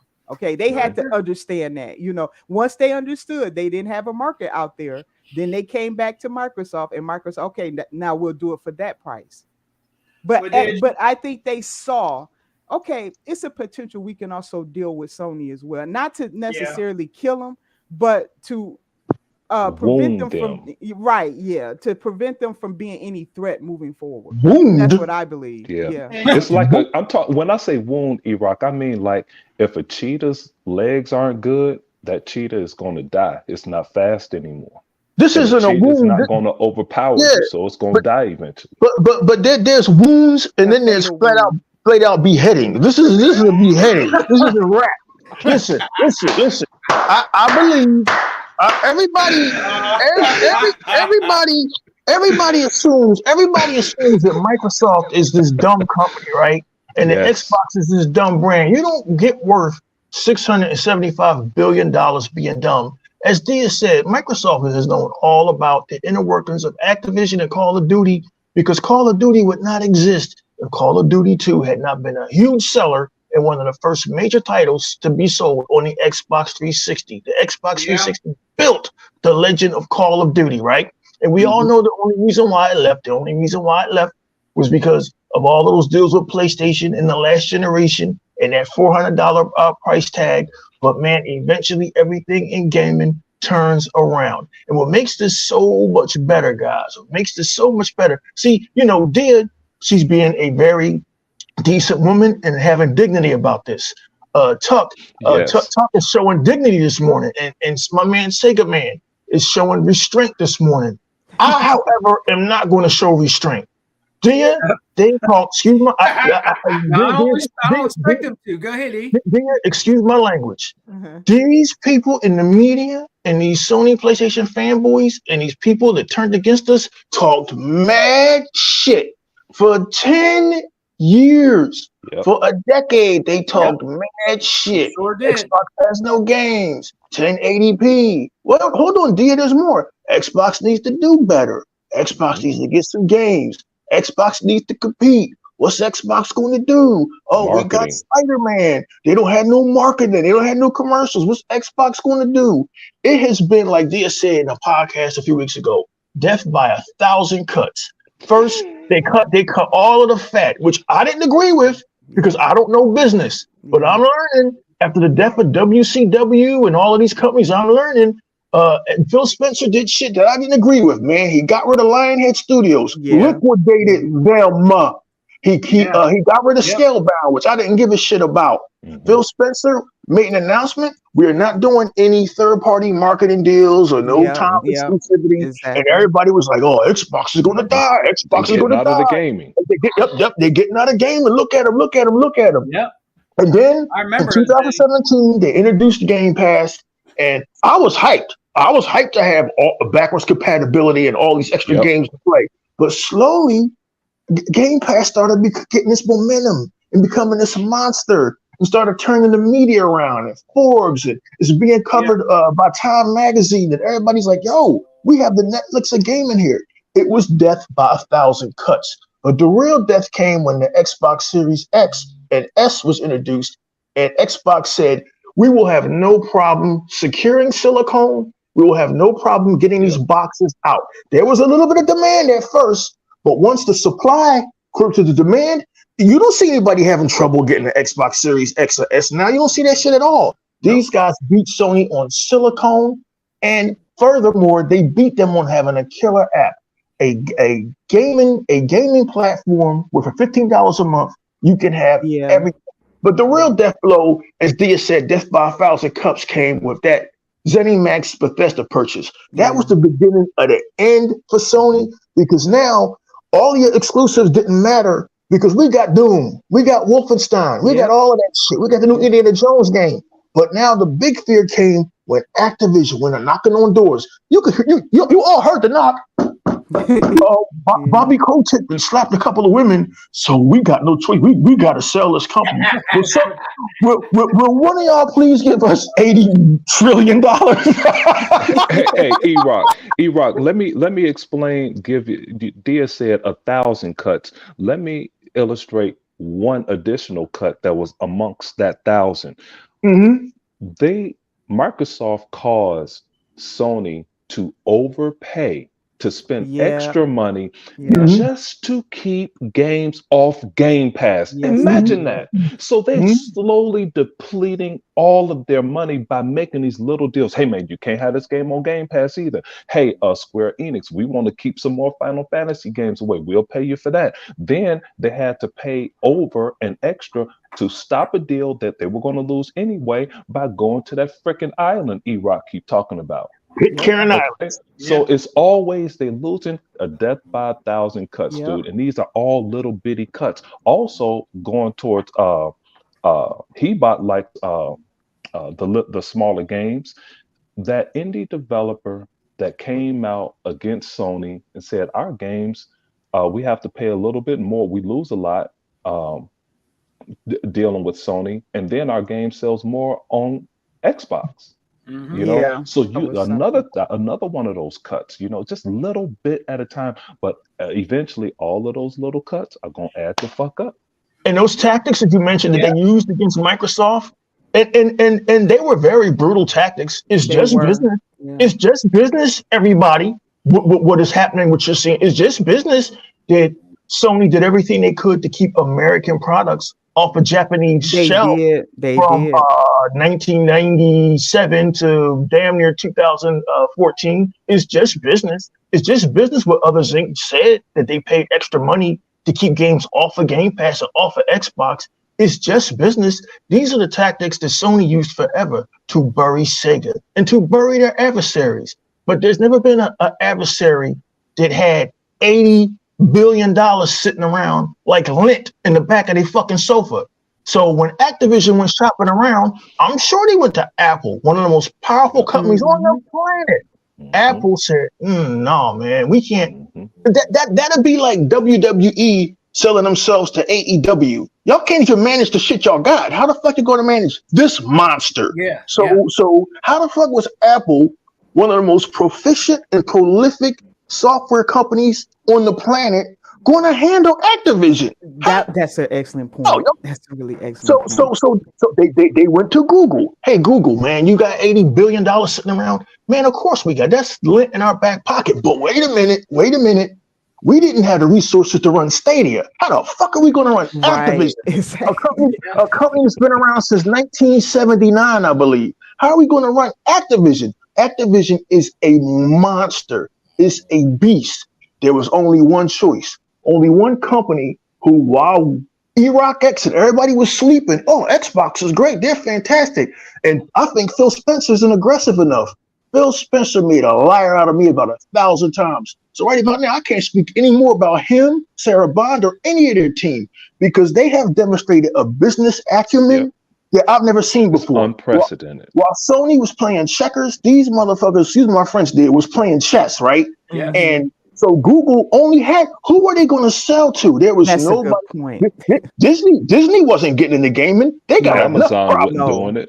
Okay, Netflix can't do it either, and I'll explain after E-Rock is done. Yeah, what Netflix is trying to get into gaming, but as powerful and as intelligent as Netflix is, they trying to stay in their lane, which is filmed and produced entertainment. Activision is too big a beast. Okay, they went to all of these companies, and only one company made sense: Xbox.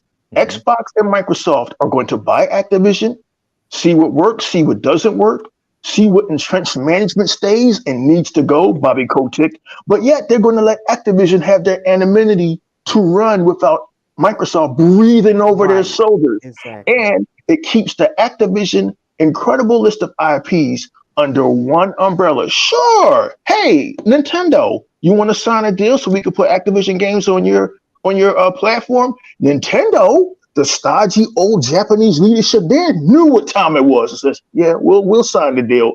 Y'all won this shit. We'll sign the deal. Sony was the only one, like a petulant child, saying, no, this can't be true. We cannot have been outmaneuvered.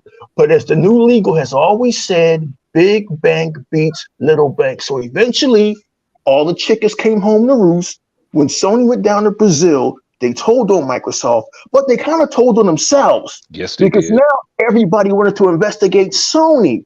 Yep. So now here we are. The CMA has said the deal is approved and this shit is over. And it's over because this company, PlayStation, played themselves, dear. They played themselves. Yep. Instead of playing fair all of these years, they were the big bullies, but eventually they met a bully bigger than them, Microsoft. I know it sucks. I know it's terrible. But again, as we've been saying all this morning, deserving. It's deserving and it's just business. It only makes sense for Microsoft and Xbox to crush the one company that's been a disruptor in gaming. For like 26 years, a disruptor in gaming. Yeah. What's your proof, E-Rock? Are you asleep? It's come out now in an article the Unlimited Production showed 2 nights ago that Sony deliberately tried to keep American products out of Japan, off their store shelves, all the Xbox products in a fucking broom closet somewhere. Yeah, it's all out there. They played Dirty Pool for years. Dirty Pool, Final Fantasy, that was on Nintendo. They took that from them. So how fitting is it now that Xbox is taking shit from Sony? Sony ran into finally, while they were busy doing timed exclusivity and counting boxes sold, and Colin Moriarty and Crap Gamer and all them guys was pop locking and dancing and celebrating. Microsoft was doing what Zink says. I know y'all get tired of other Zink talking business deal, but guess what? Listen to what he's saying. Microsoft was making money off of Sea of Thieves and making money off of Halo and making money off of Gears of War because other Zink personally been funding Halo for the last 20 years of his life. So all of that money from a million other Zinks, that shit adds up. And they built in business what we call a war chest. And that's how they were able to buy Activision, buy ZeniMax, and it not even to hurt their bottom line. I still can't believe Phil Spencer said a couple of years ago, well, Mr. Spencer, aren't you going to need Sony and Nintendo to make money after your Bethesda purchase? No. He said that shit so blasé and so arrogant. I said, damn, what the hell happened to Microsoft? When did they become aggressive and proactive? So I'm gonna land my plane and just say, guys, this is what happens in business when one company is innovative and another company is complacent. You see the owner of your company flying to Brazil, the Pitcairn Islands, trying to delay shit. And I don't know who that Asian lady is from Activision that leaked out that shit and said, look, I talked to Jim Ryan, and the words out of his mouth was, we don't care about your deal. We're just trying to stall it. We're trying to block it. Yeah, they wanted to stop it. Yeah. So now y'all know who Sony is. What he bought before I even got into this YouTube nonsense. He was out here fighting this fight and saying this shit before I even started speaking on YouTube.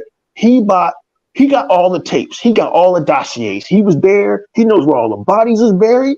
He was there when Sega got killed and when Sony cut all of these shitty deals. And if anybody deserves to be praised, is He-Bot.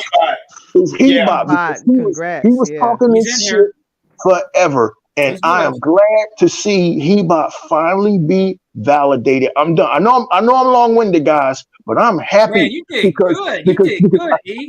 I know you guys haven't known me long. Man. I know you guys haven't known me long. All right, we've been knowing you long enough. Hebot has. I would have waited an eternity for this, dear. I would have waited an eternity for this. Damn, dude, you're 54 years old. You should be trying to. No, don't tell me what I'm trying to do. I would have waited an eternity. So toxic, I swear to God. Hebot, Chris. Hebot, you shouldn't have showed the fuck up. It's really bad. No. Chris, hold on, stop. Chris, they done made memes about your family, called you Granny Bot, said you look like an Indian delivering Indian food. Come on, man, speak your truth. Hey, I wanted to give this because Dia wanted to say something, but before we give it to Dia, I'll check this out.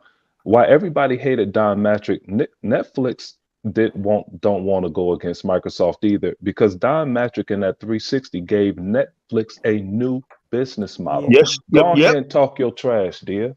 I just wanted to say that E-Rock brought that point up. I was going to go to that, and he did it great. You know, I can't really top E-Rock, but I'll just say this, that no other company could have gotten ABK for this reason, that Apple, I think about the state that ABK is in.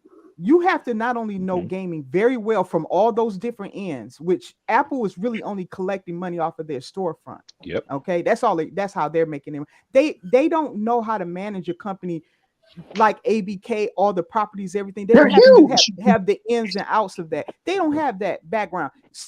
Google need I say more? They can barely handle a cloud service. Okay, so they wouldn't be able to take ABK and manage Google. Fucking Google problems that they have, right? Google couldn't do it. They can't do it. And so who else out there could do it? You know, pick somebody. Netflix, they can't Amazon. do it either. They don't have enough experience or knowledge on how to get a company like ABK to a healthy state. Microsoft is the only one, and despite the narratives out there like Microsoft can't manage studios and all this stuff, they can. They know how to do that, and it's like we talked about it last night, Dia. Remember? Yeah. Remember what we said last night? That there's companies like Embracer, right? And I'm sorry, I didn't need to cut you off, but no, go ahead. It's like companies like Embracer, Tencent, which Microsoft and Phil himself.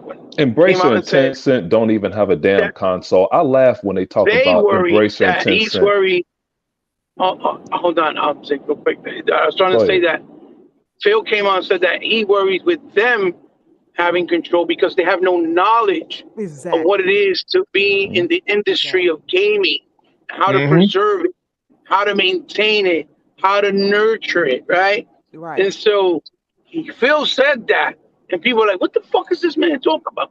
Because you can have all the money in the world, that's right. But if you don't know how to run your money, you won't go broke real quick. You see what I'm saying?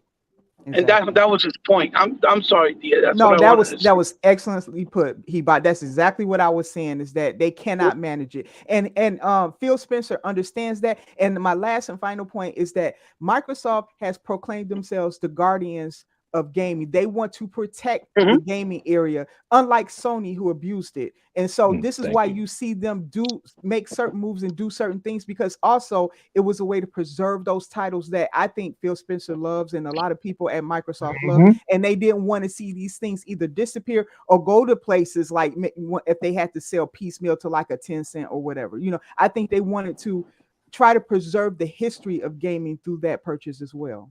Like poor Tomb Raider. Poor Tomb Raider is lost. Who got that shit? That's what happened. And Sony started the garbage off when they took Tomb. It was Sega, and then Sony swooped in and took that bad boy.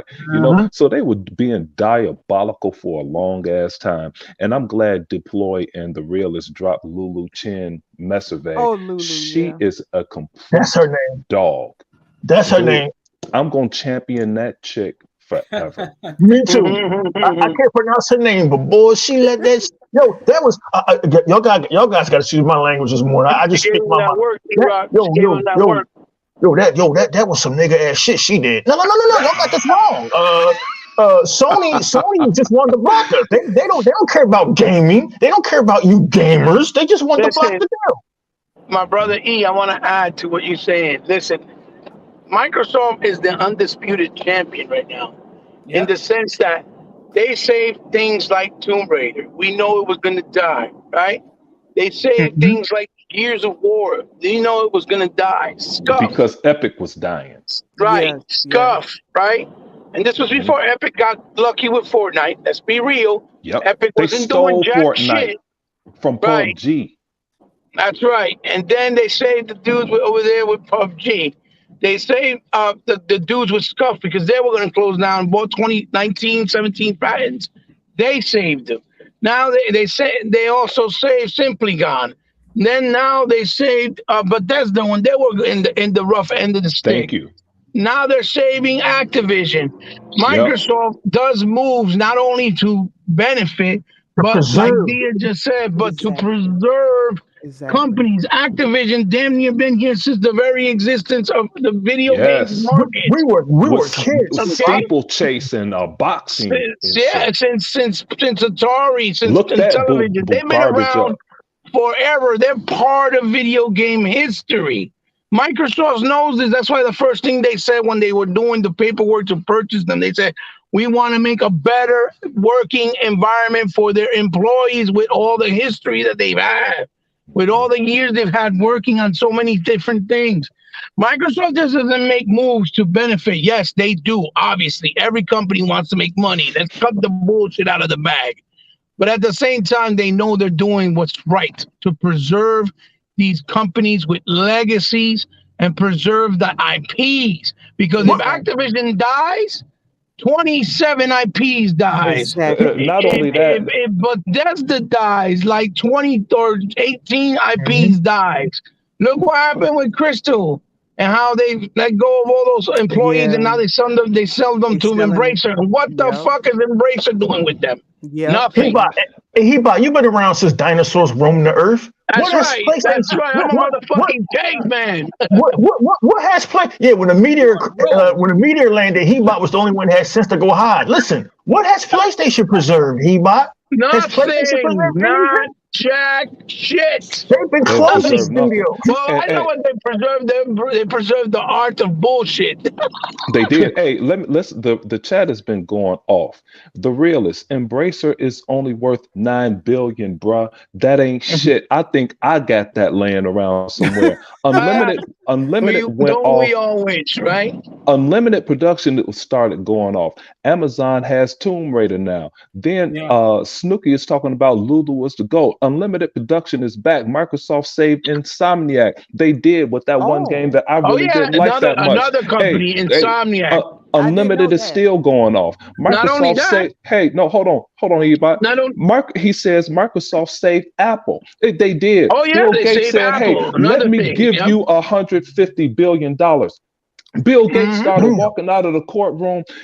Judge said, "Hey, Bill, hold on a second. How is Apple going to pay? We have to set up arrangements for Apple to pay back this $150 billion." He didn't say that. He was like, "Don't worry about that. Forget it, dude. I don't want that money. Let them build on that." Then somebody else, Deploy, went off with Fortnite is an ID at Xbox game. Dude, this is why I like the chat. Yeah. But that's the truth. That's the truth. They saved Apple, and then they were like, "Oh, how are we gonna pay you back? Oh, don't worry about it. We got this." Like, take that. We're taking care of you. Why? Because he was friends with the guy. Matter of fact, Sega man, get the chat in here, man. Send them all out links. Get the whole chat in here, man. Y'all know how to do a podcast. Get the chat up in here. You see, Dia was in the chat, and ever since she came aboard, she's been on fire. Send out them goddamn links.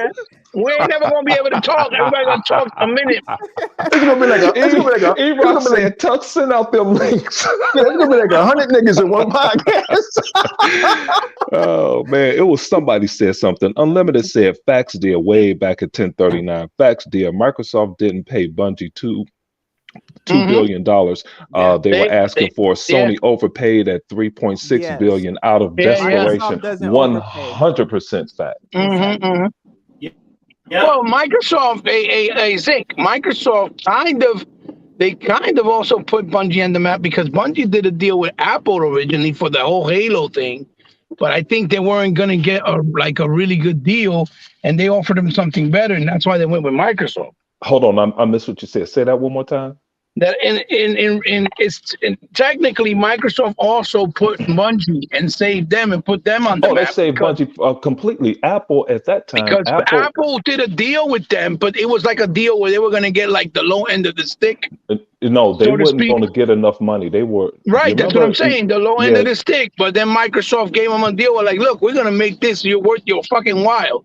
And make a game for us. Do that Halo for the Xbox console. That's what they did. They were.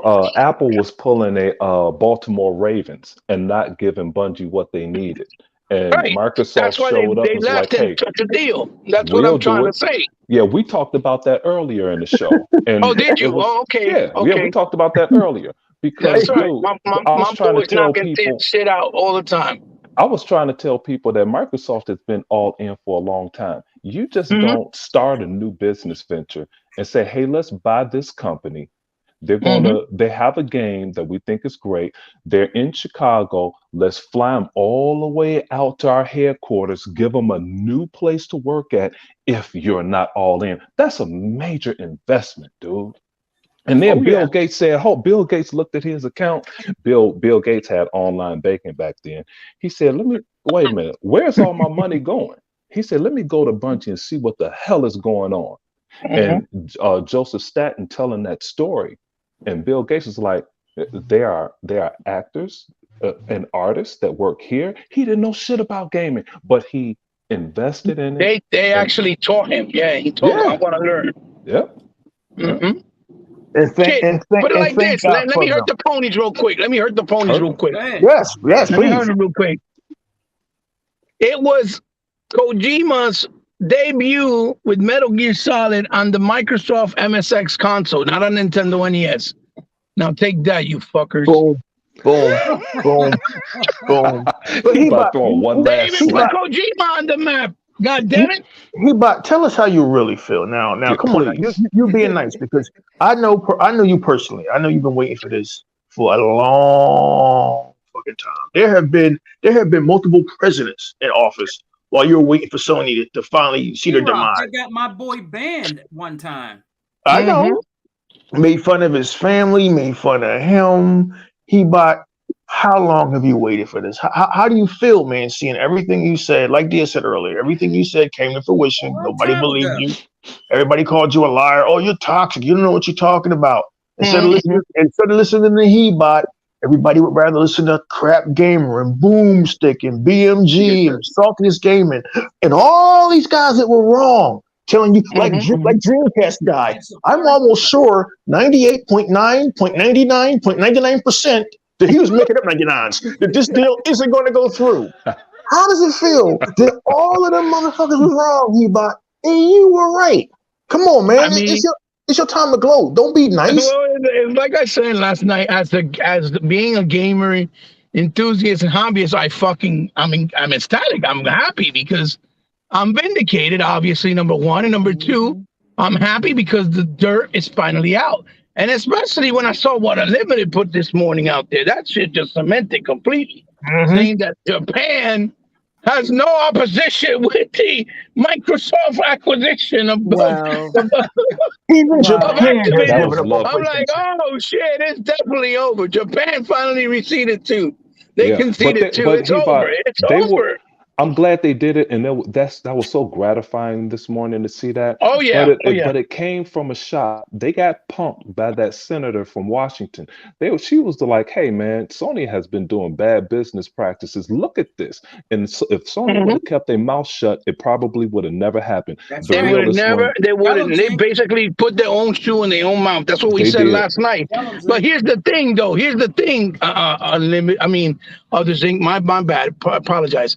The fucking funny thing was, as soon as that senator that put out the dirt that they've been doing the monopolization of Japan and even the UK, she said, right? Yep. Oh wow, yeah. The first thing they went dirt digging for her name, right? And Microsoft has funded her through the years and her campaigns politically. They all like, well, everything is politics. Sony. That's something Sony invested $2 billion in lobbying, but they didn't want to say that part. But the whole point is that that does not negate that she has the proof that shows that they've been doing this shit since forever. Correct. So regardless whether she's being sponsored or being supported by Microsoft, that doesn't mean diddly squat, because Correct. at the end of the day, she has the proof, the papers, the facts. And not no bullshit. She did what she was supposed to do. She what is the fighting for. FTC should have did. Yeah, she did what she was supposed to do. Right. She's fighting for jobs in this country. Exactly. Okay. Absolutely. Those are two big American companies. The CMA dude, you can't hurt my economy. Is what that woman said. She should have everybody's vote in Washington. He's like, how the fuck you think that we're gonna backstab our American company when everybody else protects their company? What the fuck's wrong with you? She basically called them out. Like, are you fucking retarded? And I'm glad she did it. She's a fucking champ. She did it. Knocked them out 1, 2, 3. You know what I mean? A patriot. And I've been saying for the longest time. And everybody came, oh, Iraq, you crazy, oh, you're racist. I said a long time ago, I said, anybody rooting for the demise of Microsoft and Xbox and rooting for Sony to succeed, you're an expatriate. Because how the fuck you want to root for these motherfuckers that did everything possible to undermine the American gaming complex? Hebot has done detailed videos on this, about how these motherfuckers went out of their way to try to make sure that Xbox didn't succeed in Japan. And you look, I'm loving all of this because Sony. You remember when you saw that video, Iraq? Yes. And people are like, no, that shit, no, y'all just conspiracy theories. Like, dude, the fucking evidence out there. Just I want to play a blind. Look, listen. When Seamus Blackley went to have his meeting in Japan, when they were gonna release the OG Xbox. The reason why the Xbox has that lime green color was because they chose the last color that was available, because they were not allowing them to use any other color, because anything that would be, oh, that's racist. Oh, that we don't like that. Oh, no, that's against our country. That is why he picked the lime green to use it as the color for the Xbox with black, because it was the only color that they said was available that they allowed. And they were doing it because it's an ugly color trying to be funny, obviously. Right? They did everything to try to stop that. The controller's too big. That's how the color. Listen, that's how racist and nationalistic they are. Even the color was an issue. Yeah, I heard a couple stories how that color started. With Microsoft, it was something about one marker was sitting in a cup holder. And they were going through in a marketing thing. I heard a couple things, but Iraq, that was true. They're not big people. So that controller was freaking massive. It was perfect for my hands. Perfect for us, yeah. Oh yeah. But like even the women, Japanese people with their hands, yeah. But even the women, they did the X controller, and the X controller was solid. That came later on though. But even like the ladies at Microsoft, they was like, "What you guys doing?" You know, they were like, what about us?" You know, and that was a massive ass. Hey, Zink, I forgot who the YouTuber was, Zink. I saw this video about 2 years ago. Hebot saw it. I think I showed it to Unlimited Production. It was this Japanese YouTuber, right? And he was covering all the gaming and retailing over Japan. So he took us into a gaming store over in Japan, right? Yeah. And he showed us how all of the Hebot. Remember, he showed us how all of the Nintendo and Sony shit was in the front, right? The Xbox shit was in the back where the hardware and the fucking sponges and soap was. So it was deliberately placed where you couldn't see it. Now this was pay attention to it, right? This was going on for decades. Well, Iraq, that is big business 101. The products that the store is trying to sell are at the front of the store. It's like impulse buys when you come out of a grocery store. They have all of that little shit in your face. So it's called impulse buy. But the same with GameStop. They love. You remember how you walk into a GameStop, you see Sony first, Nintendo, then Xbox is on that far back wall. Then they make people pay for that retail space. But in these other countries, I know what they're doing. And the main reason, guys, American products don't do well in Japan. This is 100% international business marketing fact. iPhone had to get in there. If it weren't for what's his name, Bill Clinton, we wouldn't have a phone over there. Bill Clinton told Japan, Bill Clinton told Japan, they said, "Oh, you're not going to allow Motorola to sell phones? Hey, we'll never buy a cup of rice from you guys ever again." Japan's That's like, the way all it right, should be. my bad. That's the way it We'll, should we'll be. let let Motorola sell those phones. But you know but Japan will pick one. They're not going to pick two. Nationalistic. But that's them. And they never forgave us for Hiroshima and Nagasaki. They'll never forgive us for it. But we should. My turn was, and I hear American podcasters over here saying stupid shit about that. Dude, I went to Pearl Harbor on spring break. I haven't forgotten about that. You started it. If it were up to me again, if it were up to me, I wouldn't have went over there to rebuild Japan. I wouldn't have done shit. You started that. Well, I mean, I agree with you. We getting off topic, but as far as that shit, but that's how that stopped it. But you shouldn't have sided with the goddamn Axis powers, and you shouldn't have sided with motherfuckers that was trying to conquer 3/3 of the planet and killed 60 million Jews. So nobody ain't going to shed a tear for you, motherfuckers. I didn't forget that. For Hiroshima, ain't nobody going to shed a tear about that. But as far as look, Japan after World War II, they got their revenge because they became a leader in transistors, and that's how they beat America. They beat America with the transistors. We allowed that. We allowed that by investing in them and letting them have it to rebuild the country that we destroyed. And dude, I would have broke the treaties and I wouldn't have done a damn thing. And they wouldn't have great foreign cars over here today. They shit would be mediocre. But they also allowed higher tariffs to be over there for our goods and services. And we didn't reciprocate that over here. And it allowed them to be on the same playing field. That's where I would be just vicious at. Facts. I'll put like this, y'all. I'll put like this. I had a nephew. He was in the Merchant Marine. He's still in the Merchant Marines, and he's stationed over there in Japan for like 3 years. And they went into a nightclub and all that stuff. They told him no. They told him straight up, no Americans in the club. Talk. So they do not like Americans at all. Hey, Tuck, J Long, send a picture to us when we were doing direct acts for his cousin, where he showed that they had a sign where in front of the restaurant where it says no niggers allowed. Wow. Just like that. Just like that. And he sent it to us. Wow. Yep. And you show this to the people here in America that always die by the Japanese. Yep. And they still swear up and down that, no, y'all being racist to the Japs. Well, Jap is an abbreviation for Japanese. If you don't like it, to fuck them back. But that is derogatory towards them. And I get that. Well, so that's why you never heard me say that's a them problem, not a me problem. But but if they said something to me, I get that. But you know just let me ask you this, fellas. Go ahead. You remember there was a certain game called Titanfall that Microsoft helped out? Yeah. Hey, you remember when? They went to. That's another thing Microsoft helped out Respawn too. Remember they went to Sony. Sony wanted to turn it into a to a handheld or something like that. Microsoft told them no. We're gonna give you the money. We're gonna fund you the money to do what you need to do to make the game the way you need to make it. And the game was a damn good success. But what did those greedy son of a got from the people who own that game? Oh, they wanted to make a Titanfall 2.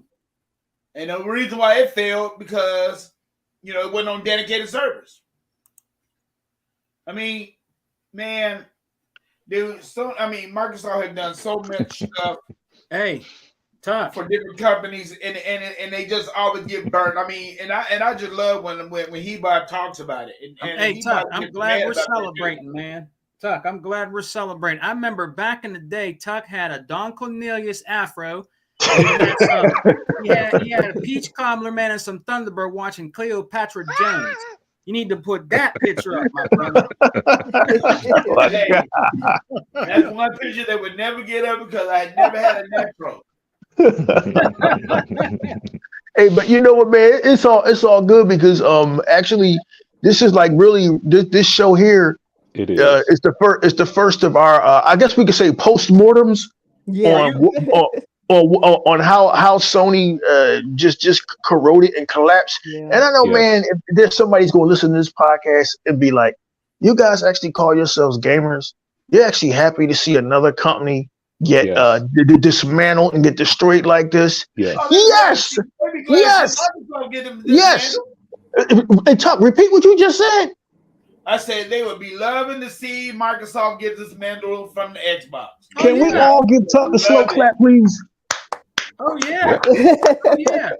Oh yeah. And yeah, they thought Xbox was dead last generation. That's why Sony dropped the ball. They was like, well, we've already put that company in the ground. So they didn't think that Xbox was a threat, but Xbox was silently getting ready to make their moves.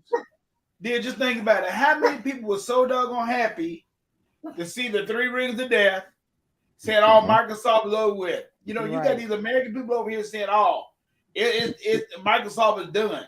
But think about it, if it wasn't because of Microsoft had the money to hold everything off, to make the system better, you know, it would have been done. If this had been any other company, it would have been done. And that was amazing, Tuck. That was amazing, right, Zink? It was amazing what happened that Microsoft fixed everybody's motherfucking system for free.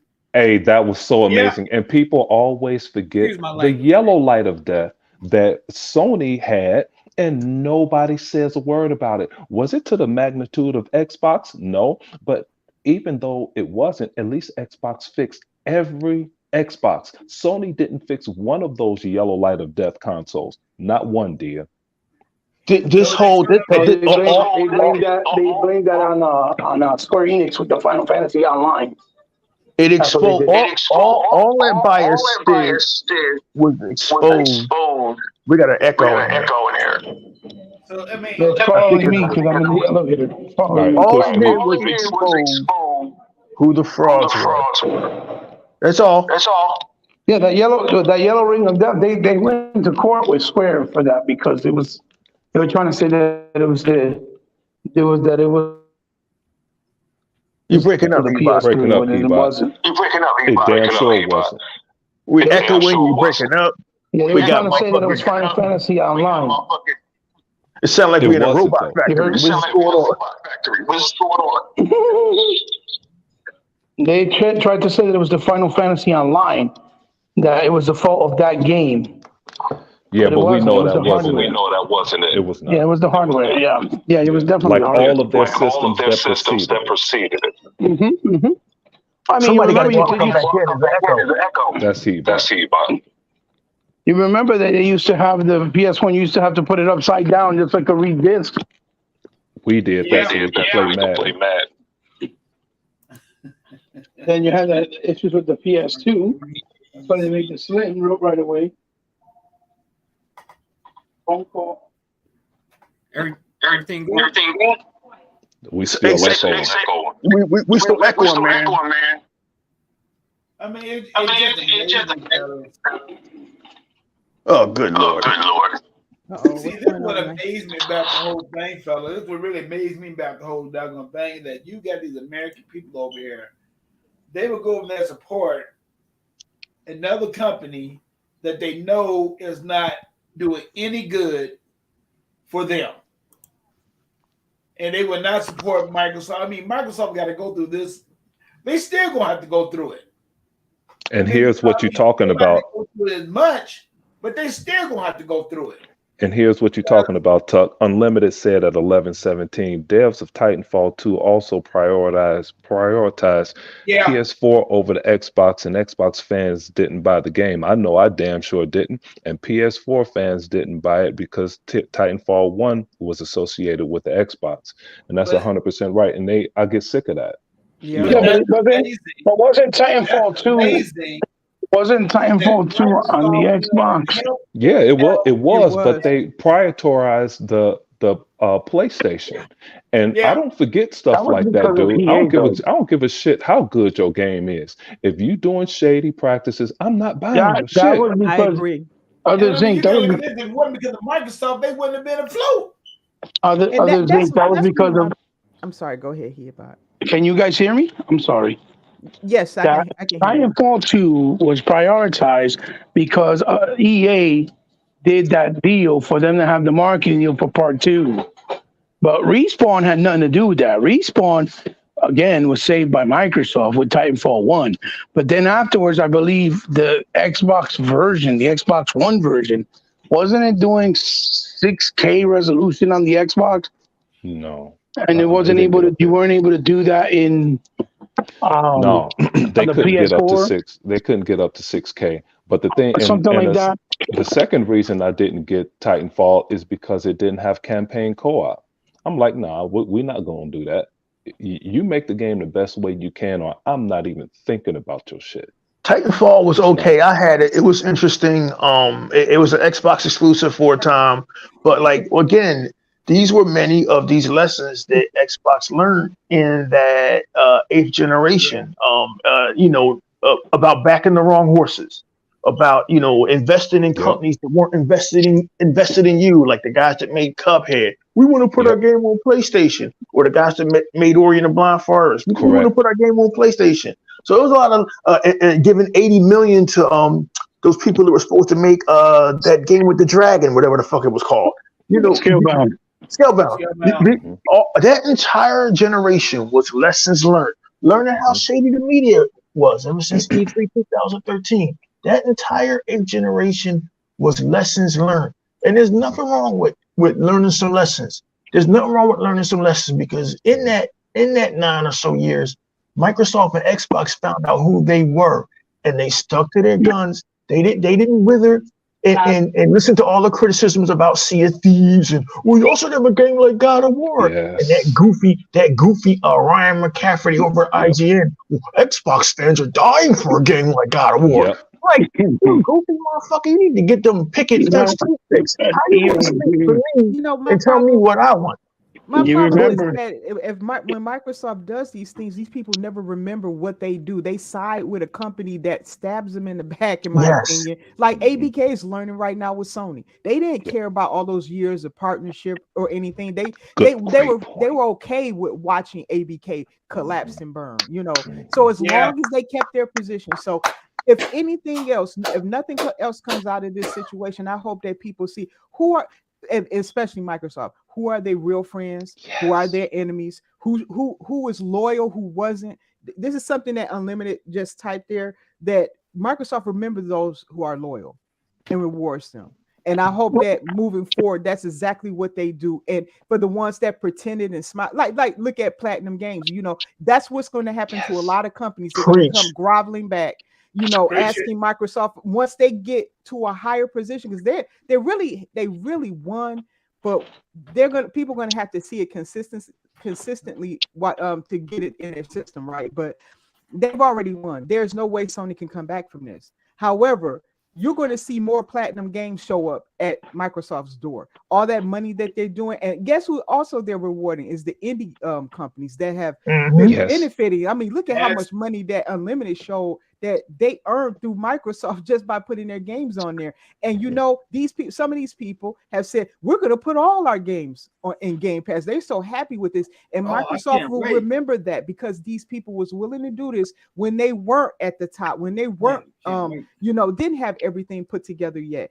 And that's what I hope Microsoft does. Do not forget the people who were loyal, who were there when you were down and out. Remember and carry those people on, not just anybody, because that's where their mistake was before. They did it for just anyone, and then they learned some people appreciated, some people didn't. But this is what I hope Microsoft does moving forward. Hey man, let me get at Dia real quick. She ain't special. Sega man, Sega man and Unlimited are special for finding Dia and bringing her in here. That was 100% loaded of full facts, dude. Let me get at a couple of these cats in this chat. Deploy619 talked about. Hold on 1 second. Deploy619 talked about how he had to pay over $100 for his Yellow Light of Death. 108 Dragon, there was he bought 108 Dragon brought up it was 6K, but the output was in 4K for the Xbox. And another guy also brought up the Yellow Light of Death, about how much they had to pay to get their console fixed. And it was $169 is what my boy had to pay to get his PS5 fixed. But yeah, man, go ahead. Y'all killing it was like today. it was like 175 to get it fixed, but the other way. Damn. Now, real quick, what I wanted to say, because it's in relation to what Dia was talking about, and about how a lot of these companies that Microsoft had their back and then turned their back. Perfect example is Moon Studios. Moon Studios begged them to put Ori on the PlayStation and Nintendo. And what happened? Microsoft said, okay, no problem. Well, what they did was, your next game, we're not going to publish. You find your own publisher. Right. And until this day, they haven't announced a new game because it's not easy to find a publisher. And you do like Bungie found out. You go see that the grass ain't so greener out there on the other side. That's what happened with Cliffy B. Remember, Cliffy B said, I regret even trying to go on the other side because it was the worst thing I could have done. He was the first one to say it. And then another thing is, that people got to understand is when Respawn was by themselves independently, at that time, Titanfall was a big hit for Xbox. Microsoft still didn't have the green light to buy studios. So that's why EA scooped them up and tried to beat them to it, which they did, because they wanted to get that, that success that it was having and pass it over on to the next game and make it multiplayer, right? And that's what I was trying to tell Zinc, like about, 20 podcasts back. We kind of got to a disagreement. And Microsoft was not always on the same page with Xbox. No, that was during the Terry Myerson era. That's correct, because Phil didn't have a seat at the table, and that's why as soon as Phil looked at the Xbox division. They looked at the Xbox division as the intruders, even though they were part of the same company. But what happened with that part was that was a very integral part, and you could see the separation when they did the Xbox documentary. And we joke about it today, but Phil Spencer caught Terry Myerson in a lie, and Phil found out about it, and he told Satya, he was like, no, Terry Myerson didn't get that money from the Windows division. He got that money from us. Then it came out that, that money came from the Xbox division, and a star was born. E-Rock knows Phil Spencer's a star now, and that's when the star was born. And immediately after that, you saw the change. They bought Minecraft. They bought Gears from Epic. They bought Havoc. Oh, thank you. Thank you for bringing that up. I forgot about Havoc. Thank you for bringing that up, because that was another company. Hey, with that said, hey man, I gotta get out of here. I'm gonna listen as I get ready to go pull an E-Rock and help my mother. Hey, it's been great hanging with you guys. Thanks for the show. I'll see you guys later. All right, all right. But that's another. Hey, there's another star that we got to give thanks to too. Sarah Bond. She the one that came up with the idea for the Game Pass, right? Sarah Bond? No. I don't think she did the idea, but she's the one that's getting all these companies to sign into it. Yeah, right. Sign up. So you got to give her credit too. Yeah, she's the one that got the people. Idea. She's the one that's convincing developers to put their games on Game Pass. Yeah. So I think she's the one that has something to do with, games like Yakuza and alongside Phil, of course. But she's the one that's been doing the backlog and the body of work to get all these games that are even coming out now, AAA, onto Game Pass. That's why she's been a great asset to the whole situation. When a couple of years ago, not to cut you off, and I'm gonna land my plane. When Satya Nadella, like 3 years ago at the Xbox Series X and S launch, when he said Microsoft is putting their full weight behind Xbox, I just said finally. And that was when the president of a $2 trillion company says he's putting the entire company's weight down the bear on this one product. That's when you knew that it was over for Sony. But look at the results, Eva. Yeah, well, here we are today. Ever since he did that, that's why they're in the position they're in right now. Look at where the Xbox division is right now. They're about to finalize the Activision acquisition. They got Bethesda. They got team companies like, developers like Team Ninja, Double Fine. You understand, with legacy and history, right? And again, Game Pass. You know what I mean? All these wonderful things that have made Xbox as a division grow and be the position that they're in now, that they're worth over $600 billion, right, with a B, right? So again, that's like you said. Once you got somebody and the president of a company that's worth $2 trillion back you up, there's just no end game really, because that's why he said, let us compete, let us have competition. He said it in that interview. And Sony started saying, oh, we want to block this merger. He's like, oh, let's compete, let's have competition, right? Because he's 100% behind Phil. He's seen what the Xbox division has done, what the kind of money it brings in yearly, quarterly. And there's just, listen, Sony's in a position right now where they either start kissing Microsoft's ass or they're going to be in a lot of trouble, because I don't see how they're going to be able to get out of this hole.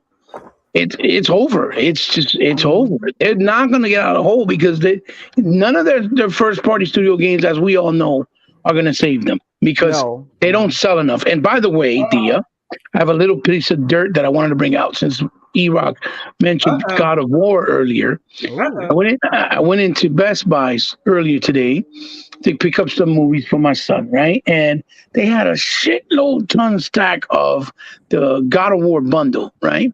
Okay. So I guess what happened was they manufactured too many of them, and it's not really selling. So they dropped the price now to $505. So basically now you're getting those God of War games and copies of those games for free. So whoever tries to say, oh no, they're selling and they count as actual sales, no more, because now they're selling it as a free copy of the game because the consoles are not selling. And I had a picture of it, which I gave to Unlimited so that he could put up while we did the podcast, but he left. So that's what I was trying. I was trying him to put it up while we did the podcast, so we can see it. So you can see how many there were on the shelves. A ton of them. And I hope Unlimited shows that in the next podcast, or one of you guys do. Yeah, I have it. I'll put it in the chat because, again, because I asked them then, why you got so much overstock? Oh, they're not really selling it now, so they put them down to $505, and now you get the game basically free. Wow. And, you know what I mean? So I'm like, oh, okay, no problem. So anybody that says God of War selling, they try to pull up numbers, I already know. The little piece of dirt I wanted to bring out. He bought an E-Rock. I think this is the day-to-day, or the whole week, actually, going into our brother E-Rock's birthday. This is the time to celebrate, man. Happy birthday. Happy birthday. Oh, thanks, guys. It's actually Saturday, but thanks, guys. Oh, okay. It's coming then. It's this weekend, but it's okay. Look, this is E-Rock's birthday weekend. Oh, he got a good gift. Damn. Yeah, he got a real good gift. The demise of Sony. It's been a long time in coming, and again, I know people are like, "Why do y'all hate them so much?" We would need, you know what? We don't have enough time on this podcast, but the perfect podcast would be Sega Forever's. You mean the Insomnia podcast that you wanted? Man, that's a tough podcast. Man, hey, that podcast is like Survivor Series. It be dudes tapping out. Unlimited said that something funny too. He says it starts off with one panel, ends up with another. It starts up with 6 guys, it ends up being just 2 left. That's my brother. Yeah, or 6 other different guys. Yeah. But it's the time zone has changed. New guys hop in. It's crazy, man. Well, hey guys. Go ahead, second man. Hey guys, man. We're gonna probably get off here in a few minutes, but is there anything that you guys want to add to this celebration, man? I think this is fantastic, man. And people say why, like E-Rock said, and I'll say this: why do we hate PlayStation so bad? Let me tell you, man. You guys, and I keep repeating this, just like I always say, you motherfuckers, excuse my language, Dia, you motherfuckers started this, man. You started this shit in 2013. You did. Well, Sony started it way back in, 1989? Well, They always have. Xbox and that came around. You know this. He bought in 2013 when the Xbox One came out. These fools started that shit with that TV, always online, DRM. They started all this shit. Not enough power, not enough resolution, all that shit. 1080p. Listen, That's right. You knew there was an issue. Sega Man made a good point. We had the better lineup of games in 2013 than PlayStation had. Am I right, Ebot? Yes. Well, yeah. Well, I want to add something to what you just said. You knew there was an issue when you saw a game like Rise, Son of Rome, right? Preach. Or a game like even, Titanfall, even Dead Rising, with what it was doing with the laptop, with all those zombies. Okay, all those zombies procedurally generated every time you played it, over 2 million variables. Yeah.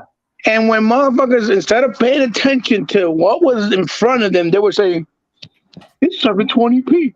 That's not good enough. I'm like, what the fuck is wrong with these people? What was good enough? He bought neck. Did you see that shit? Neck. I'm like, what? I was like, what the fuck is going on here?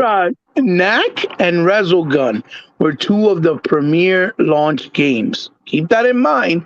Then you had Killzone, right? Shadow Falls, whatever. Where it was a first-person shooter that looked really nice, but then you couldn't even go in the water because you would die because it was so dated in gameplay, right? So that was the three games that held Sony with The Last of Us Remastered, I think it was.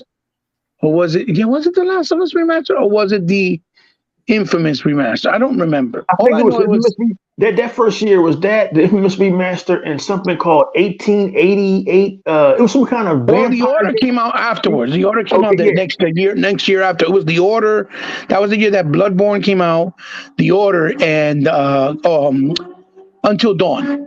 But that first year we had Sunset Overdrive. We was rolling. That first year we had, what was it? Local Psycho, Crimson Dragon, Titanfall, Killer Instincts, Dead Rising, Rise, Xbox was rolling. Yeah, it was like 12 titles, and then that following year we had, or that following Christmas we had Sunset, Forza Horizon 2. I want to say Gears Ultimate. I think so. I could be wrong. That was around. It was either Gears Ultimate or Rare Replay. It was something one of those things. But the point was that we just had games. All I know is that Xbox had games, and all you kept hearing, it's 720p. Like, shut your fucking mouth, please. Because that's all the IGN was talking about. They didn't want to talk about the Xbox had, the games. But I want to let Sega Man finish, because Sega Man is right. They've been capping off at the mouth for years, man, for years. But go on, Sega Man. I had to hear, because when I first entered the realm of Xbox online, podcasts and stuff, there were people like our brother Hebot. I listened to another podcast. It was brothers like E-Rock that I listened to with the Welsh Gamer, Hebot, and all those guys. And even 100. These are in the early days before I did any of that stuff, because I was an Xbox fan and I wanted to turn to people that like that. And I have to admit it, even Mayonnaise Gamer that I found out that was fake. A little Our bit. brother Sega Forever. He was doing the videos on top of his bed. Remember? Yeah, I remember. He was doing it in his car. You know what I mean? And to hear all this stuff, it blew my mind, because I don't remember that, honestly, guys. I really don't remember that too harsh back in the 360 and PlayStation 3 days when I worked at GameStop. I mean, it was out there, but it wasn't as bad as when these new consoles came out, like the Xbox One and the PS4. Yeah, it got toxic after 2013. Very, very toxic, man. I mean, just so toxic. They would bother Hebot. They would bother me. Like, I would do pickups. Because they got personal, Sega Man. They got personal. Yeah, it was no longer about console warring, about the games, the power, what's offering better features than the other, what games are offering better than the other, what exclusives were better. It wasn't about that no more. Now it's about, oh, look at Heba. He's a fat piece of roly-poly. He looks like a fruit roll-up, or he looks like a grandma, or look at Sega Man's kids. They look like they're retarded or something. Like, that was real stupid. Yeah. They were even bad. next gen, look, even next gen, and that's why I lost respect for the brother, because we fought tooth and nails defending him. Yes. Because his daughter Somebody did a meme of his daughter with a penis in her mouth. Okay. Yeah. And we all say, yo, yeah, that's fucking dirt. Whoever did that, you're a piece of shit. That's a no-go. That's when you cross the line. And Yeah. we defended him. And even though we defended him, he still went and became a clown and did stuff and betrayed his audience that made him get to the point where he got, right? Yeah. And then he started catering to the trolls only. So, Yeah. that's what disappointed me about him, because we were there for him when they did that shit, and then he just turned his back just on some stupid viewership because he wanted more clicks and to grow quicker instead of just hanging in there with what he believed in, right? Because he's always on Xbox. Every time you go on Xbox, he's always on there. He talks all this shit about Sony, but he's always on Xbox. He still plays Xbox, but has a podcast that trashes Xbox. Exactly. Yeah. Wow. That's how you know it's just for clickbait, Dia. You see what I'm saying? I can't respect the person with no integrity. I just can't. You know what I mean? Right. Yeah, Dia. It was the in the early days of Xbox for us, me, E-Rock and He-Bot and all of us, it was real bad. I mean, it was that bad. Yeah, bad. I would do regular videos and they would try to say stuff about my kids. They would say stuff about about, they didn't try, they did. Say, don't sugarcoat it. They did. They said some fucked up shit. It was terrible, man. It was terrible. But all these years, He-Bot, I've been listening to He-Bot for so long, and I always believed what He-Bot said. I never doubted what He-Bot said, because the brother knows what he's talking about, man. And now that it's come to fruition, which we all knew was going to come true someday, now that it's here and it's hit reality, I don't hear nothing. You know what? I can hear a damn pin drop in the gaming streets. I don't hear nothing. Like our grandmother said, anybody. You can hear a Sega man, like our grandmother said, you can hear a mouse piss on cotton inside a church. You hear nothing.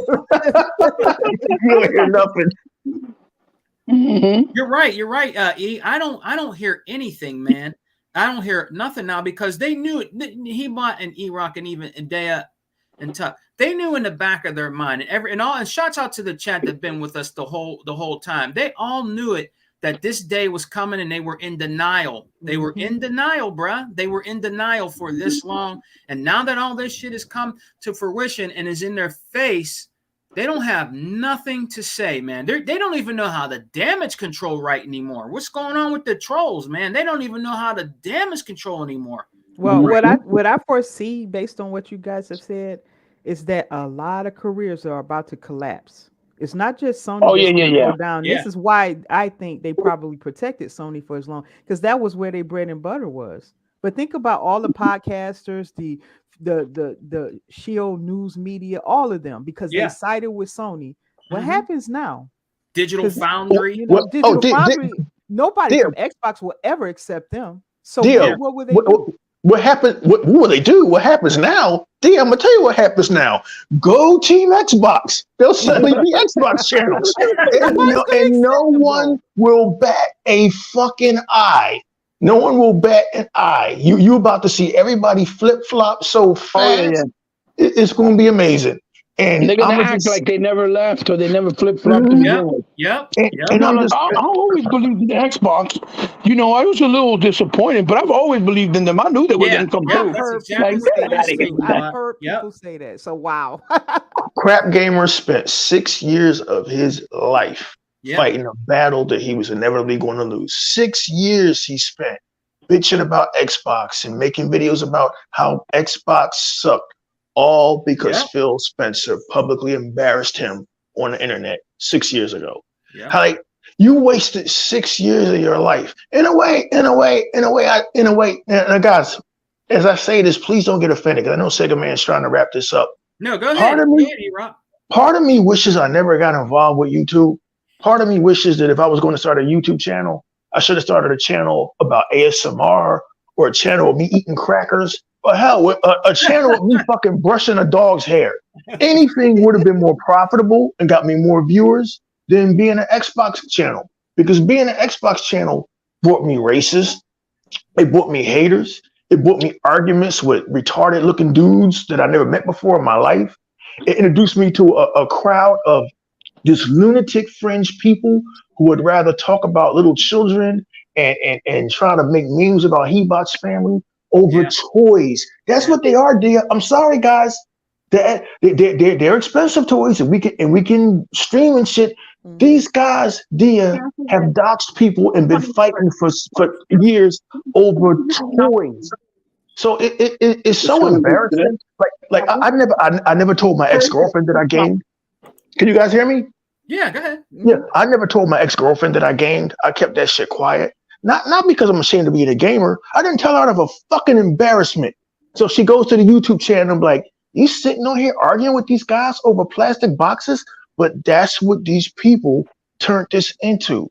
It stopped being about the hobby. Like when me and Hebot was growing up, we got next. I got next on the next game of Pac-Man. It stopped being about gaming and became about exonerating those plastic boxes and working with these companies. And to be honest with you, it's embarrassing for me to have even been associated with it. But if I didn't get associated with YouTube, I would have never met Hebot, Mr. 100, Sega Man, Unlimited Production, Tuck, who I love. I would have never met any of these guys, Zinc, Dia.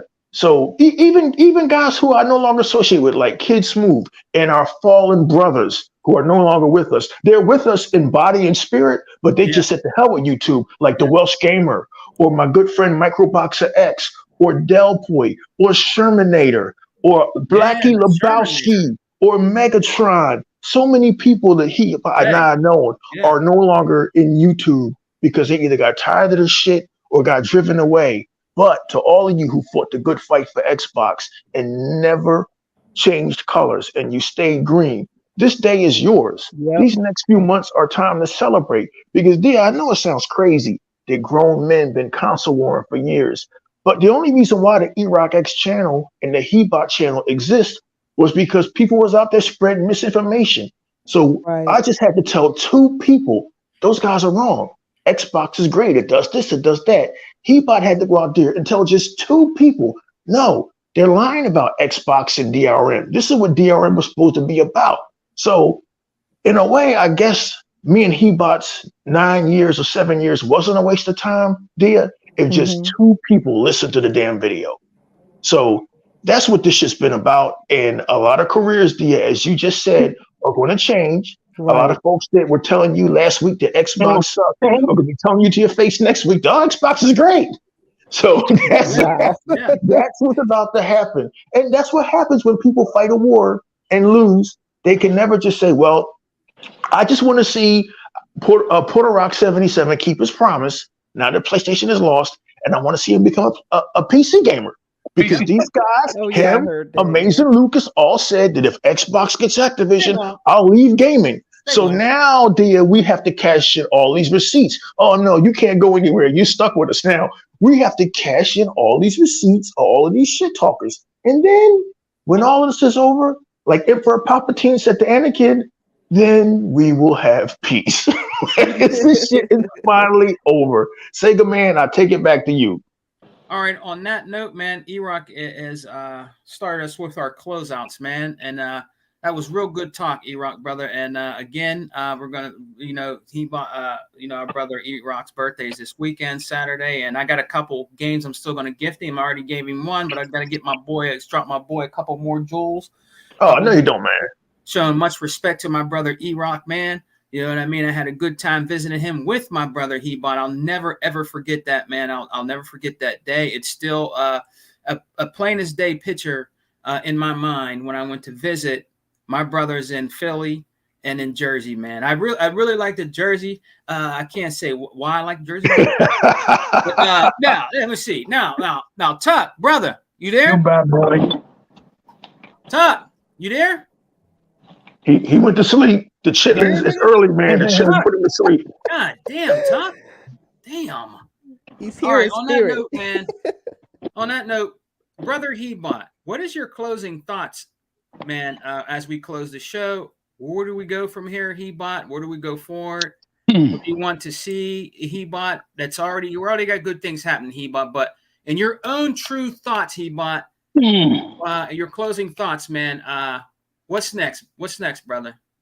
I mean, there really isn't no next just, but now we can celebrate gaming. Like, instead of worrying about stupid back and forth on who can do better than the who, Now we can actually concentrate on what type of games we're going to get, how it's going to evolve, what the fuck, how Unreal Engine 5 is gonna change everything, because that engine looks incredible. It looks crazy, and I can't wait to see what games we get created on it. Starting with Hellblade 2, right? Because, because it's now it's Unreal Engine 5.2. Yes, that's the newest version. Oh man, I cannot wait. The reality of it is, look, this has been an exhausting experience. Yes, thank you, Chris. I didn't know how to articulate it. Sorry. Yeah, well, because look, when I'm pretty sure E-Rock had the same sentiment and same thing, like most of our brothers, like Sega Forever, Sega Man, 100. When I came into here, it was with the idea of, wow, there's a platform other than the arcades that we haven't had for years that we could actually all hang out, communicate, and talk gaming, right? Yeah. And have a good time, right? This was the idea. With some dude from Jersey, millions of miles away. Yeah. Right. And we could be far away and still communicate. That was the whole, when I started watching people like E-Rock, Sega Forever, even Crap and Next Gen, and I was like, yo, this is cool, right? So the idea was we're going to be able to sit down, talk gaming, new games come out, experience them, play them co-op, play them together, talk about them. But then it turned into this sausage fest of who's going to be bigger on YouTube, what's going to be done and how it's going to get done. Doesn't matter if you have integrity or not. And then you're exposed. Yeah. It was like this really childish and real infantile type of behavior where you're like, damn, are we in sixth grade again or what? Right. But then the worst part about it is that people like myself, right? Because I could only speak about myself, but I'm pretty sure E-Rock, 100, and even you, Dia, and Sega Man and Sega Forever felt the same. That, speaking for myself, I'm like, you had to go down that road, right? Because if you didn't, then you were going to be looked at as like a bitch or a punk or like a herb, right? Whatever name you may call that, to call somebody weak, right? And it became about trying to defend your cause as opposed to embracing your cause, right? And celebrating it. No, it became about defending it and then trying to prove it. So, the fun kind of went away, to be honest, right? It was no longer fun. It was just about, let's do this to prove a point and for a purpose of a cause. Because if I get to win, and if my point is done, and my point is proven, I win. And so it wasn't all a lost cause, right? And as you see now, that's what it feels like. I didn't lose, so it don't feel like I wasted my time, right? Right. But it's a shame because the real inside me, what I feel, for the love of the hobby, like I told you last night, for the love of gaming was like a brother to me, like a big brother, in the sense that I didn't have no siblings. It kept me away from the streets, from doing drugs, selling, getting into trouble, getting into fights, going to jail, all that stupid shit that you would do when you're growing up as a teenager. It saved me from the danger. That may sound weird, but it did, because I grew up in the projects, right? And it was a bad place. There was shootouts every weekend, fights every weekend, people with baseball bats, mallets, throwing canes at each other, 2x4s. It didn't matter. Rocks. That's how we grew up. That was yesterday. But right, exactly. So, but it saved me from that danger where now I can celebrate my life and say, I have a wife, I have a family, I have kids that are successful, went to college, are working, doing things for themselves, making moves, because gaming saved me. Is why I have a family. You understand what I'm trying to say? Because gaming saved me is why I have kids. Because gaming saved me is why I'm not in jail. Why I didn't get in trouble. Why I'm not dead, maybe, possibly already, right? Right. To be honest, right? So for me, it's much more personal. That's why for me, it hurt that I had to stoop to that level of ignorance just to prove a cause instead of enjoying what I actually embraced and what meant so much to me, just like my figure collecting through all these years. For these dudes, they just came in and saw a platform where, whoa, you can make money just doing videos about something like video games, right? Mm-hmm. Having no clue what the history was, how hard it was to get here. Shit, even the people that like anime now, they get on my last nerve because they say, "Oh, I love anime. It's all about the anime life." They have no clue how hard it was to grow anime here in the States. Because it was so bad that when I used to go to Flatbush, right, with my cousin Rich, right.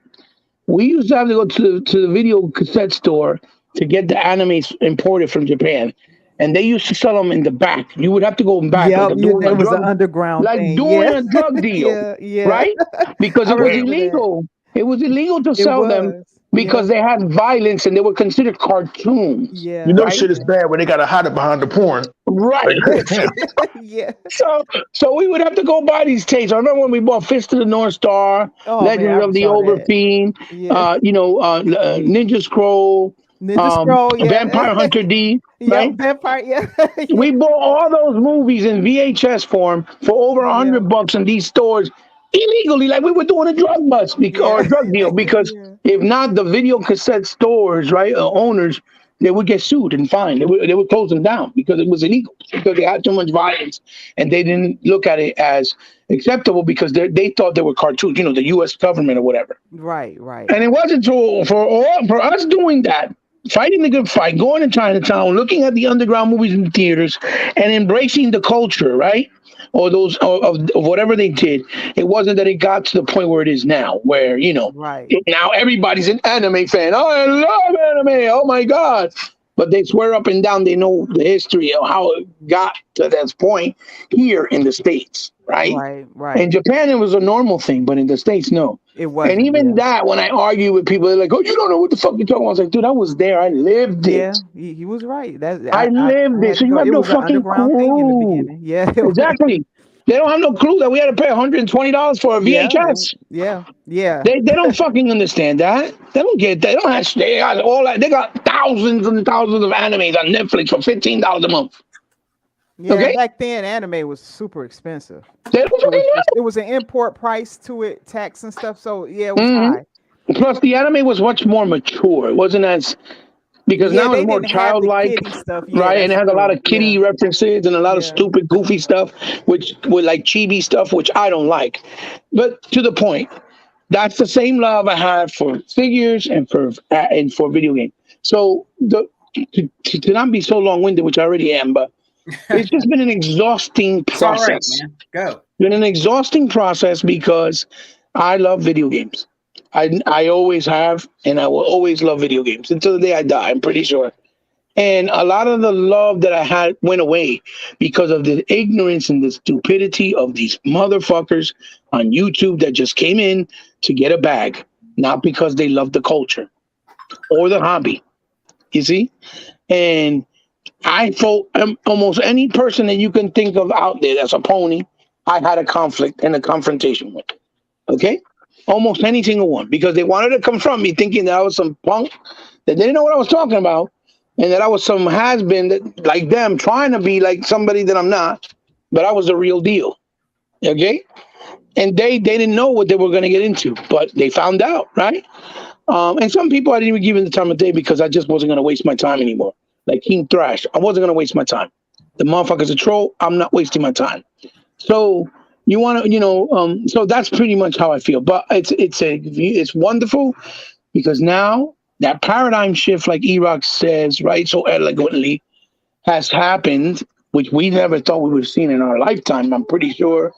And hopefully now we can get back to gaming, the evolution of gaming and enjoying gaming like we once did when we were in each other's homes, sharing each other's consoles, in after-school programs, during recess, during lunchtime, and we got our little breaks talking about games, right? And even in the arcades, like I said. And I hope we can get back to that. That's what I'm happy about. But it's just a shame like I said, that it had to be this way, because it's sad. It's just sad because we wasted a lot You of lost time. friends.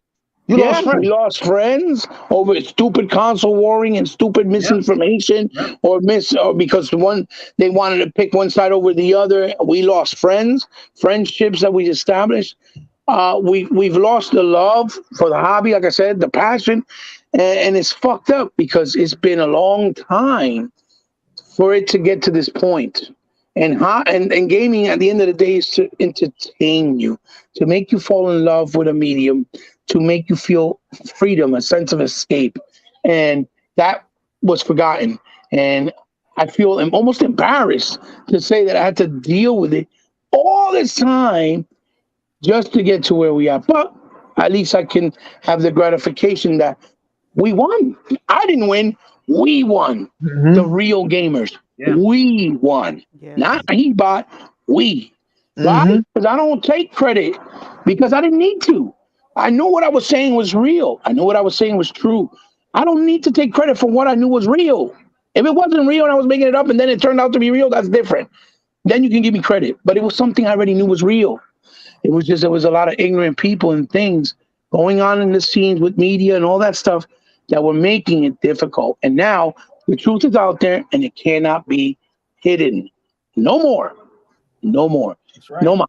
So I'm glad. Let's game now. Fuck the bullshit. Let's get back to where it all started, to the roots of where it all started, because we've had enough of the nonsense. To be honest. Console war was always about having fun, not about being toxic and hurting people and losing friends and hurting people and being dumb. That's not what console warring was about. It was about fun, having a good time. That's it. And that's what we need to get back to. That's what my final thoughts are, my brother Sega Man, and my wonderful panel with my girl Dia and E-Rock. My brother E-Rock and Tuckmaster, which I think he's asleep. Fuck, you I there? think he's sleeping. Yeah. And those puppies get him exhausted. Man, Tuck, one more time. All right, Tuck, he ain't there, man. All right, so thank you, brother Hebot, man. It was very, it's very inspiring to honestly hear Hebot when he talks, man. It was very, very great points, and like it's true. Everything he's saying was true. Like, we lost a lot of friends in this, man. A lot of things have happened in these years of this console warring, man. It's all real. You know what I mean? It's really good to hear Hebot talk about that, man. But last but not least, I always save the best for last.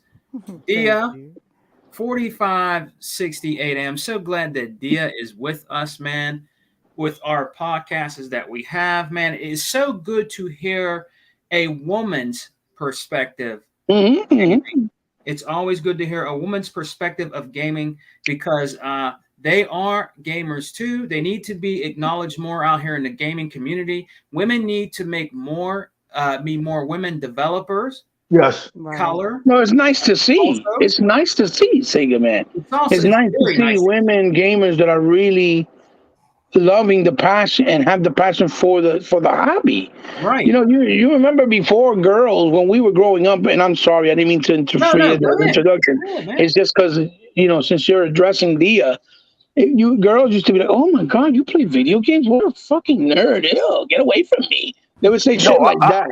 I just heard that yesterday. So yeah.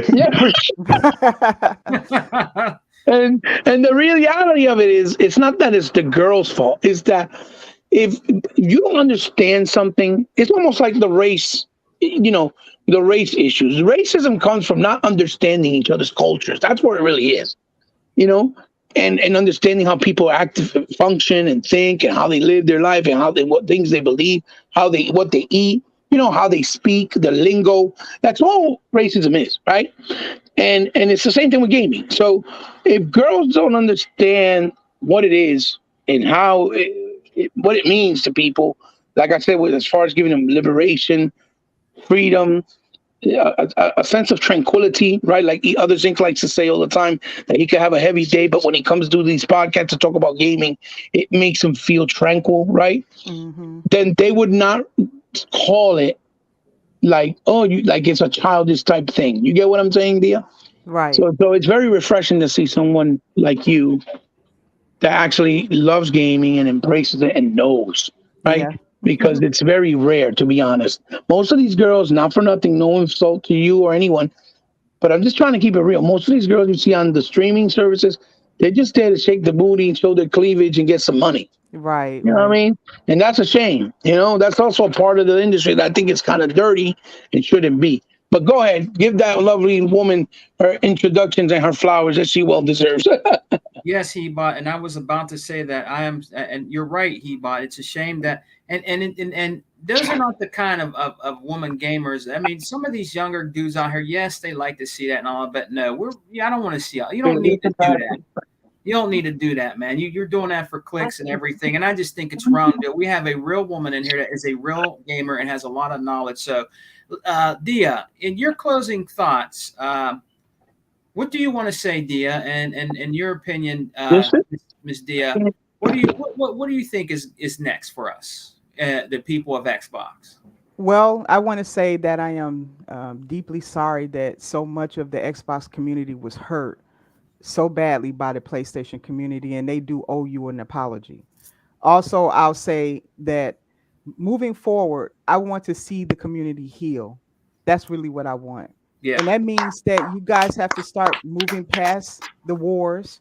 It means start playing with each other, get in groups. Let's put more gaming with each other on some of the podcasts. Let's show that we already know we won. We've won this. And it was necessary. It was a necessary war. Hebot, E-Rock, Sega Man, and Tuck, Unlimited, everybody in the chat. It was a necessary war because this is a hobby that we love. And in my opinion, I've said this many times, Sony was destroying the industry with the practices that they were doing. And I know that sounds over exaggerated, but it's not. You could tell just the weariness in some of the developers' voice on dealing with Sony. Not earning the money for all the hard work they was doing. I mean, Sony was fleecing the whole industry, and you had some groups going along with it because they were making some money off of it. Oh yeah, okay, like the media. I believe that's why they sided so heavily with Sony. So this is coming to an end, and you're going to see what the industry should have looked like 10 years ago. If not longer, and so I'm happy that we have saved this industry. It's at the beginnings of it being saved. Thank you for having a company like Xbox that was willing to step up and push back against Sony. I'm glad they finally did this. I think it would have happened earlier if Microsoft had backed Xbox, but because they didn't, it took this long. Because they've always had that philosophy in helping other aspects of gaming and stuff. Even though they were competing, right? They still did those things. So, so moving forward, I want to see us talk about what we're looking forward to with the next acquisition. I know that's whenever Microsoft announces that or whatever. What we're looking it's in the works. For. Yeah, we know that. Yeah, so we're gonna have lots more conversation. But this time, Sony won't be in the way. They won't be a factor, so we can actually focus on the fun aspects of things. Yeah. And for those of you who took the licks, who was in the forefront of the war, start enjoying your gaming, and I mean truly enjoying it. Enjoy the podcast. The podcasts don't have to be a negative thing. They can be a healing thing from moving forward. Hebot, continue to do, your toy. Display videos. Keep doing that, and also do anime, do other stuff that tie into all these things. Actually, tie into gaming. Yeah, okay. So you can also show the gaming aspects of all these different franchises, and even Disney is involved in making games and everything. So whatever you like, and so I would like to see more channels pop up like that. Yeah. And just know that PlayStation, they're dying on the vine, and when a plant is dying, it just doesn't just snap out of existence. You just see it wither until one day it's just gone, and that's what's happening here. And so that's what I wanted to leave you all with. Please heal. I know that these people hurt you. I know they owe you an apology, but whether you receive that or not, we as a community will move forward. Yep. That was excellent. Excellent. One more time. Tuck, are you there?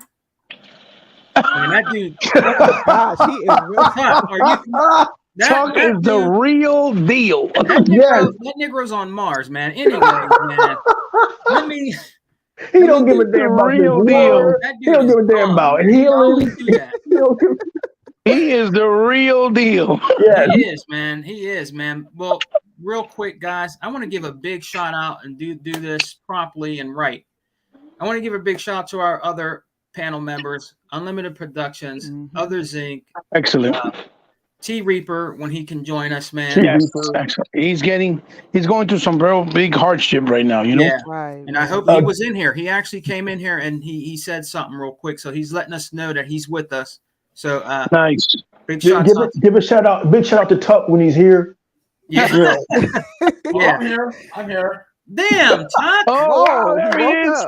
You don't look up, the real deal. I gotta go to work, man. Do your last thoughts, man. So it's the real deal, Tuck Master.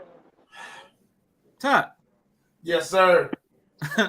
Hey, man, we're gonna get ready and get out of here because we've been going a long time, almost 3 hours, and I know everybody got stuff to do. I gotta go to work. So give me your last thoughts, man, and where we go forward now on this celebration of Xbox, man. So we're closing out. So give me your closing out thoughts, man. Because you keep breaking your talk. I know. You about mute. I know Sega Man. I know Dia. I know all of us have been waiting this for a long time. And I'm glad to say this. Sony is done.